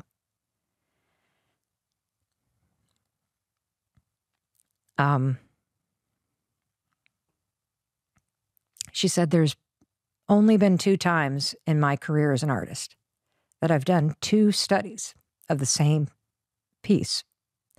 And your painting is one of them. It's one of a pair. She knew all along. She knew all along. She was playing games with you about not knowing which painting. Yeah. And she said, the sister piece to the one that you saw all those years ago is sitting in my studio right now, where it's been for the past 11 years. I start sobbing. Everybody's like totally emotional. Her husband's like, you should have seen her when she was on the phone with you. It was like she saw a ghost. So we get in the car and we drive to the mill. And when we walk in, there in the center of this massive kind of barn studio space is an easel with a painting taped up with painter's tape on it. And it was the sister to my painting. There were slight differences, not as much movement in the grass, but it was one of the most extraordinary experiences of my life. It was as if time suspended, and I was standing before that painting in 1990, saying it would be mine. And there I was 11 years later, standing in front of it. And then I realized, oh my God, I can't afford this. And Chris walks over and he's like, what's wrong? And I'm like, just promise me someday, like promise me that I don't need a jewelry, I don't need a car, like just promise me you will buy me this thing. And he kind of leans over and goes, hey, Gail, how much for the big one? And she said, Mel can have it for $500 because clearly when I was making it 11 years ago, I was making it for her. And so it hangs in my kitchen. It's on the back of the book. This is the galley, though, right? Yeah. So wait, is it in the? Is it in I think so. Yeah. Yeah. And it's a reminder every day that your mind is designed to help you get what you want. I never stopped believing that I could make it happen. And when you tell your mind what's important to you, there is extraordinary science that proves that your mind has a live and ever-changing filter, a live network that changes how it views the world, what it lets in, what it blocks out.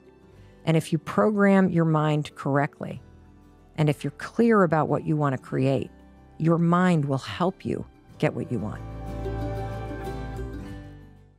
Hey, I'm Mel Robbins, and I'm about to explain to you the 7 most common mistakes that people make when they first start manifesting. Or hell, they make these mistakes when they've been manifesting for years, and these 7 mistakes explain why the manifesting's not working. So you're going to save yourself a lot of heartache and a lot of time by knowing these mistakes and avoiding them like the plague.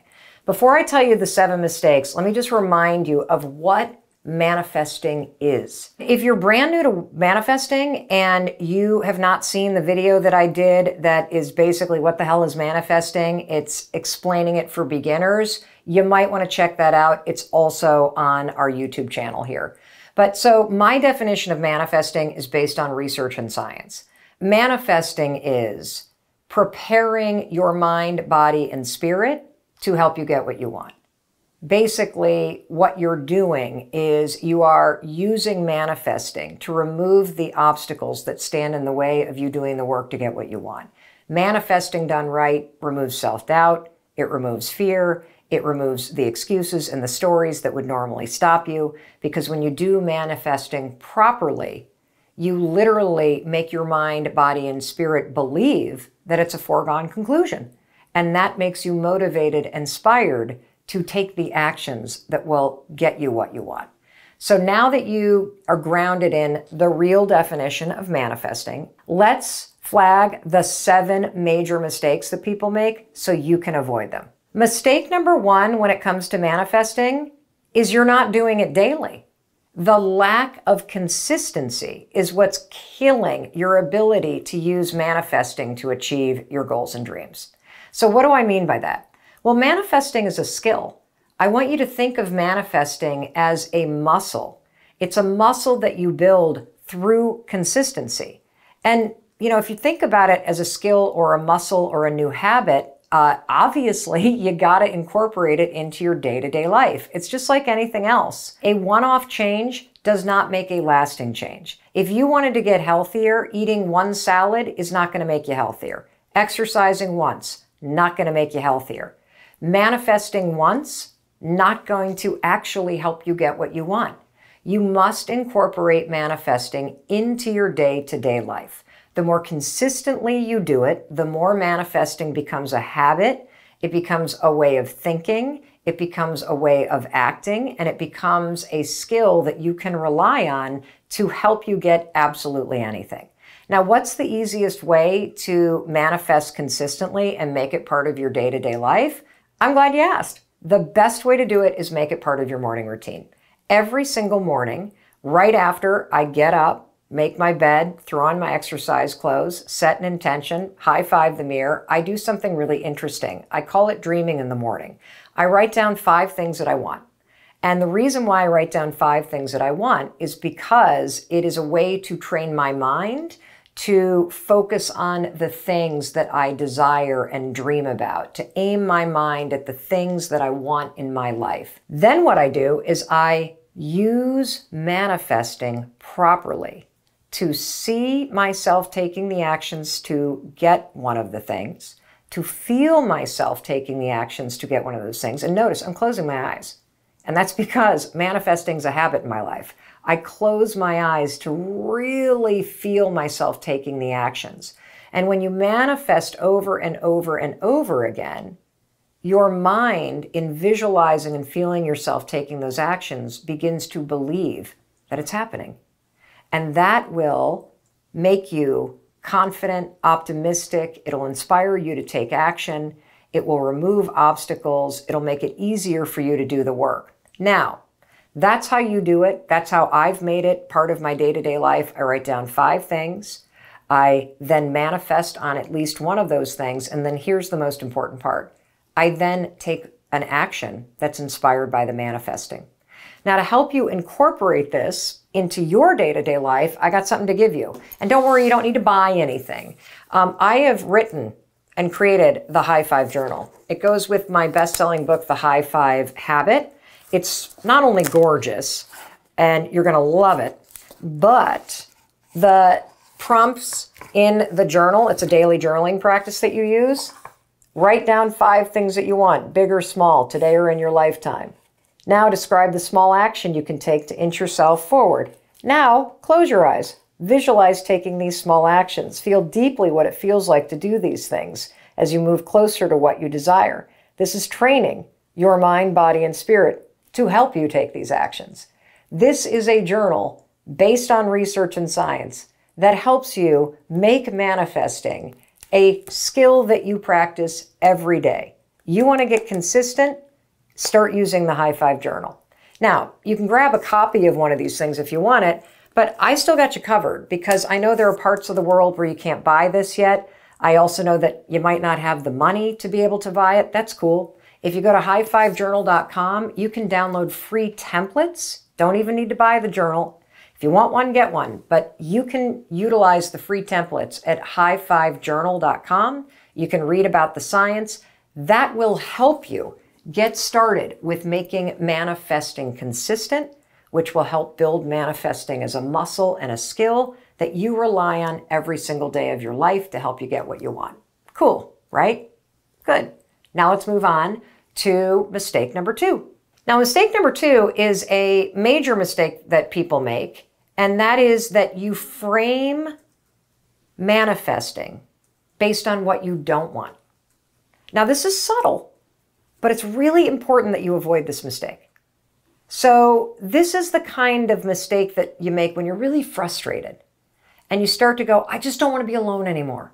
I just don't want to date losers anymore. I just don't want to be struggling anymore. I just don't want life to be so hard anymore. I just don't want to be single anymore. I just don't want to be poor anymore. I just don't want to have anxiety and feel so bad anymore. Do you see how framing all your dreams and goals around what you don't want might be a problem? I mean, when I say I don't want to feel anxious anymore, how the hell am I going to visualize not being anxious? That's why this is a major mistake. You want to always frame what you want and what you're going to use manifesting to help you take the actions to go get it. You always want to frame it in the positive. Frame it around the thing that you want. So in the case of anxiety, don't talk about not feeling anxious. Frame what you want. I can't wait to have a calm, quiet, confident state of mind. That feels different, doesn't it? I can't wait to be in a loving, supportive, caring, mutual, positive relationship with an adult, somebody that acts like an adult and treats me the way I deserve to be treated. Feels very different than, I just don't want to date losers anymore. You want to always frame the things that you're trying to manifest and the actions that you need to take as leading you towards something rather than away from something. That way, we stop thinking and aligning energy around the negative crap that's not working, and we align your mind, body, and spirit around what it feels like to have the positive things that you want. That's going to make it easier for you to take the actions that will make them happen. Now, mistake number 3, super easy to make. You get really impatient. You start off strong, right? This is true with all changes. You start off strong, you manifest every morning for 3 or 4 days, and then boom. You don't do it for 5 or 6 weeks. You start throwing your hands. That's it. It's never going to happen. So you're not only not consistent, but you start to get impatient. And because you're impatient, you're not consistent. I need you to understand something. For manifesting to work properly, based on research, there is no timeline involved. Did you hear me? For manifesting to work properly, based on the research, there is no timeline involved. You must give up the when, and you must focus on seeing and feeling yourself taking the steps that make the thing that you want happen. Because manifesting is not magically making something appear. Manifesting is preparing your mind, body, and spirit to do the work to make something happen. It's aligning your thoughts, your actions, and how you feel in your body with the thing that you want. And the reason why manifesting is important is because when you prepare yourself to do the work and to start to see and feel it, you will believe that it's a foregone conclusion. You will believe that at some point it will happen. And you will believe that you can make it happen. And that belief is why you feel inspired and encouraged to take action. You see, when you suspend the timeline and you get rid of deadlines, there is no room for being impatient. Because you in your heart and your soul and in your mind know that at some point, if you just keep on manifesting and you keep on seeing yourself and feeling yourself doing the steps that you need in order to make this a reality, eventually it'll happen. So if you feel impatient, you're doing it wrong because you're not supposed to attach a timeline to it. You're supposed to wake up every morning and write down 5 things that you want and let yourself see and feel yourself doing the work, and that will inspire you to take the actions that lead you there. And if you do that every day, trust me, you won't even be thinking about the timeline because you know in your heart and soul, eventually this is going to turn out. Now, mistake number 4, and this is probably the biggest mistake that everybody makes. And if you've been manifesting for a long time and nothing's turning out, this is probably the mistake that you're making. If you're brand new to manifesting, this is the mistake everybody that's new makes, unless somebody tells them not to do this. The biggest mistake with manifesting is that you're only looking at the end goal. That's the biggest mistake everybody makes. We've all been sold this bill of goods, not only that if you think good things, somehow it's going to happen. That's only true that you can think good things and have good things happen if you do the work to make those good things happen. The thinking's just the first part. You got to actually take the actions that are inspired by the thinking. And the second thing that people do in terms of being sold a bill of goods is that you kind of have been led to believe that if you create a vision board and you plaster up on the vision board images of beach houses and Lamborghinis and NFTs and millions of dollars in the bank and the world's skinniest body and all the things that you would love to have magically appear in your life, that simply creating the vision is enough. The reason why that's a mistake is because research shows that simply envisioning the end goal without actually imagining all the steps that lead you there and without training your body to feel what it's going to feel like to do the hard work, simply imagining the end goal isn't motivating at all. It's pretty inspiring for about a day. But then what happens is that you start to stare at the beach house and the $1 million in the bank, and you will feel discouraged because you'll realize, holy cow, from where I sit, there's an impossible gap between my studio apartment or living in my parents' basement and the beach house that I want. There's an impossible gap between the fact that my divorce basically left me bankrupt, and now I'm staring at a vision board with $1 million in the bank. Holy cow, I've got 150 pounds to lose, and I'm going to stare at my photo from when I was my, best weight, when I was a high school Division I athlete? No, staring at the end goal is not only a mistake, it's profoundly discouraging.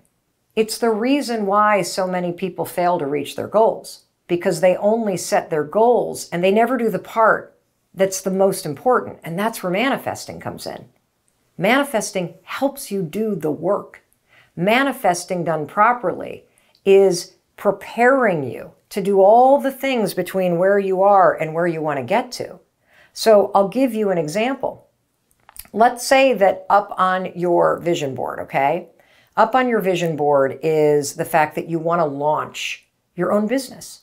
Right now, you work for somebody else, you can't stand what you do, you have panic attacks when you wake up because you know that you're headed in the wrong direction, you've always dreamt of opening a bakery, and so you slap up a vision board and you've got this big visual up on your wall that you stare at every morning of this beautiful bakery that you've always dreamt of starting. Here's the problem.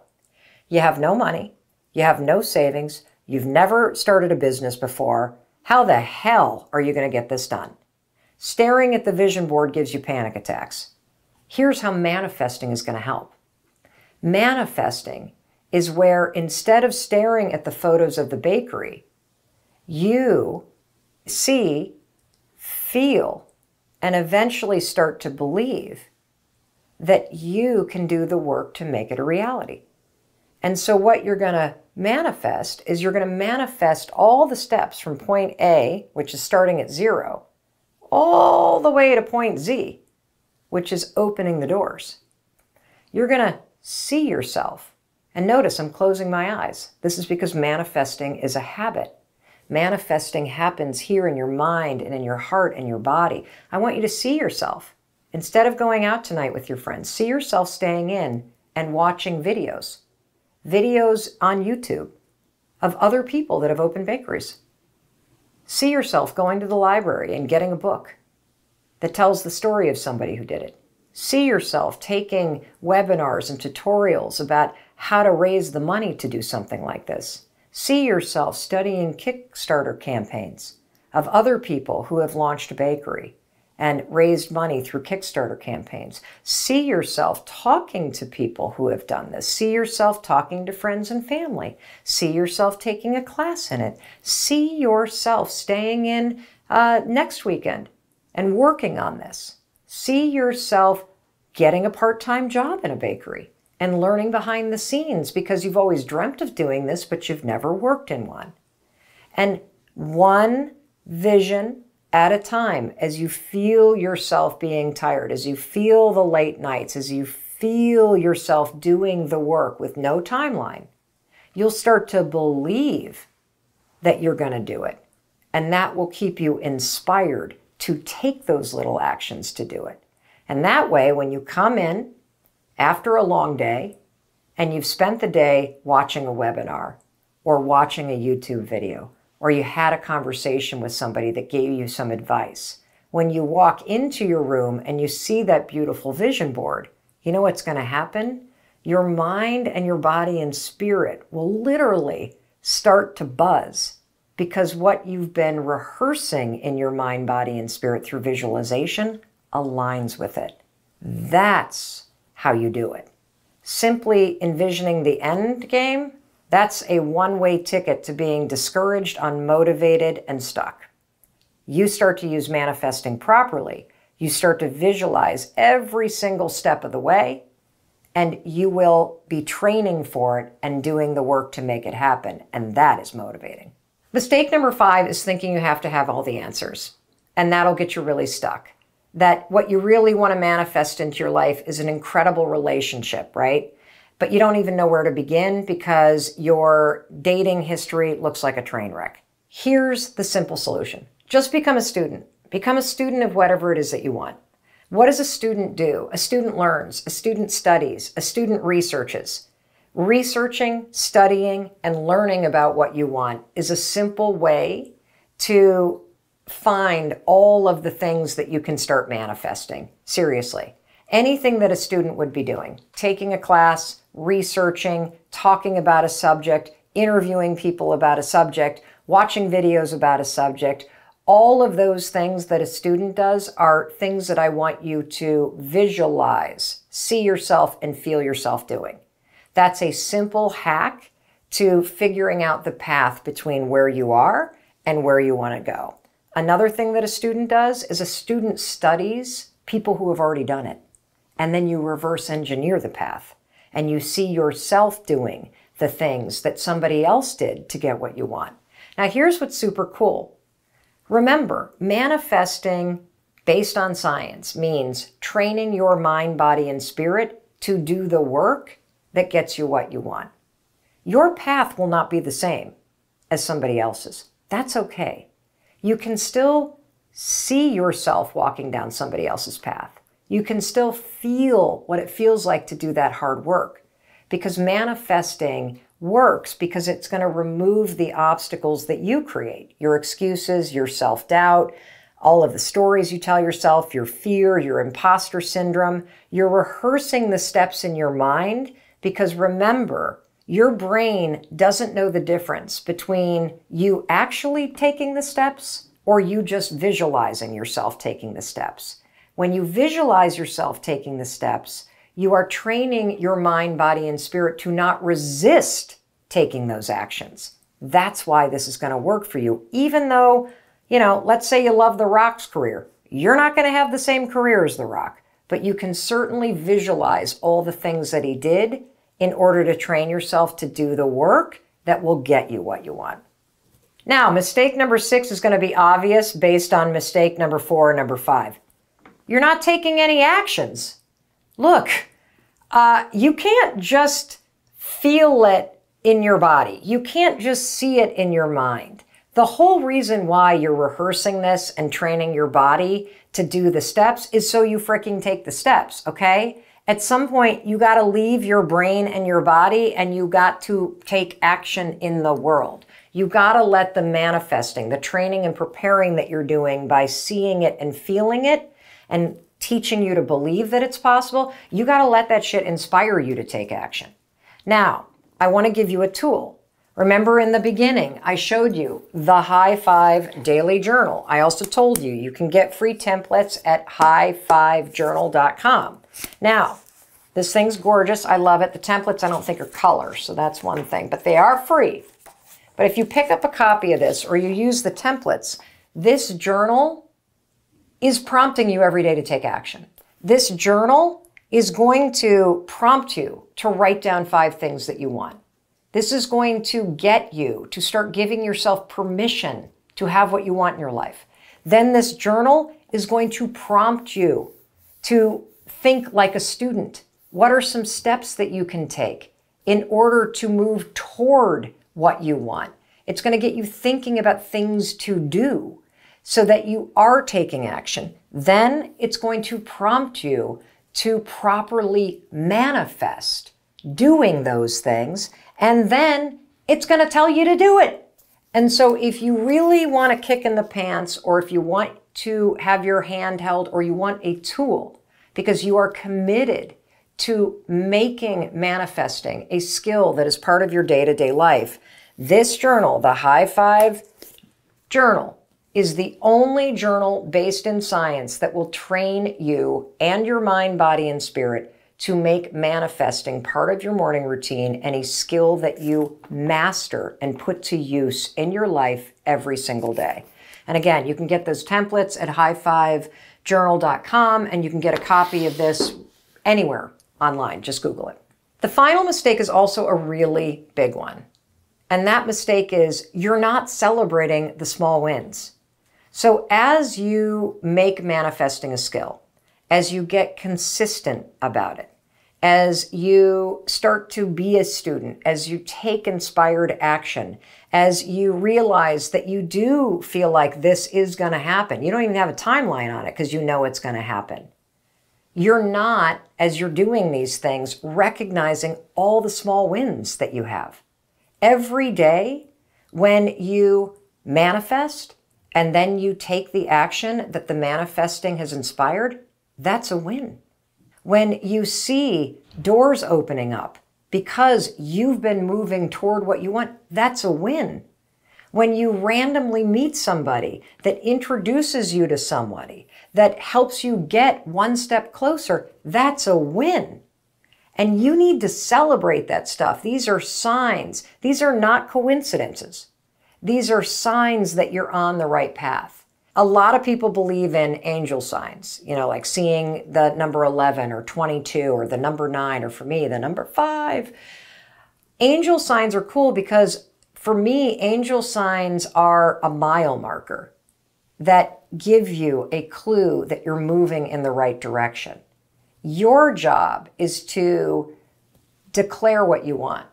Your job is to use manifesting to train your mind, body, and spirit and remove the obstacles that you would normally put in place. Your job is to take the actions that are inspired by manifesting and start moving toward what you want. You also, though, need to call out those mile markers when you see it. Holy shit, I just got introduced to somebody in the movie business, and it's my dream, and I'm manifesting that I have my script turned into a movie. This is a sign that I'm on the right path. And what you want to do is call those things out, not because the universe or magic or this is somehow just randomly happening. This is you being rewarded for manifesting properly, for believing in yourself, and for taking the inspired action that is going to make your dreams a reality. And these little moments, these signs, these small wins that are happening every day as you make manifesting a consistent skill that you practice in the morning, that you put to use so that you are aligned with what you want, so that your mind, body, and spirit is working with you instead of against you. When you start to also call out the small wins, there I am manifesting. There, this thing happened. This is happening too. There are my angel numbers. Holy cow, this just happened. You're now building momentum. You're now energetically rewarding your body for aligning with what you want. And it just makes all of this that much stronger. It makes your belief stronger. It makes your courage bigger. It makes your confidence stronger. That's how all of this builds one on the other. And if you're not willing to call out the small wins, you're missing a huge amount of mojo and rocket fuel and magic that you can add into the mix, because all of these small wins are literally reasons for you to be more confident, reasons for you to keep going, reasons for you to really know in your mind, body, and spirit that, yeah, this is going to happen because you're making it happen. Hey, it's Mel. Thank you so much for checking this video out. And if you like this one, I have a feeling you're going to like this one too. I'll see you there.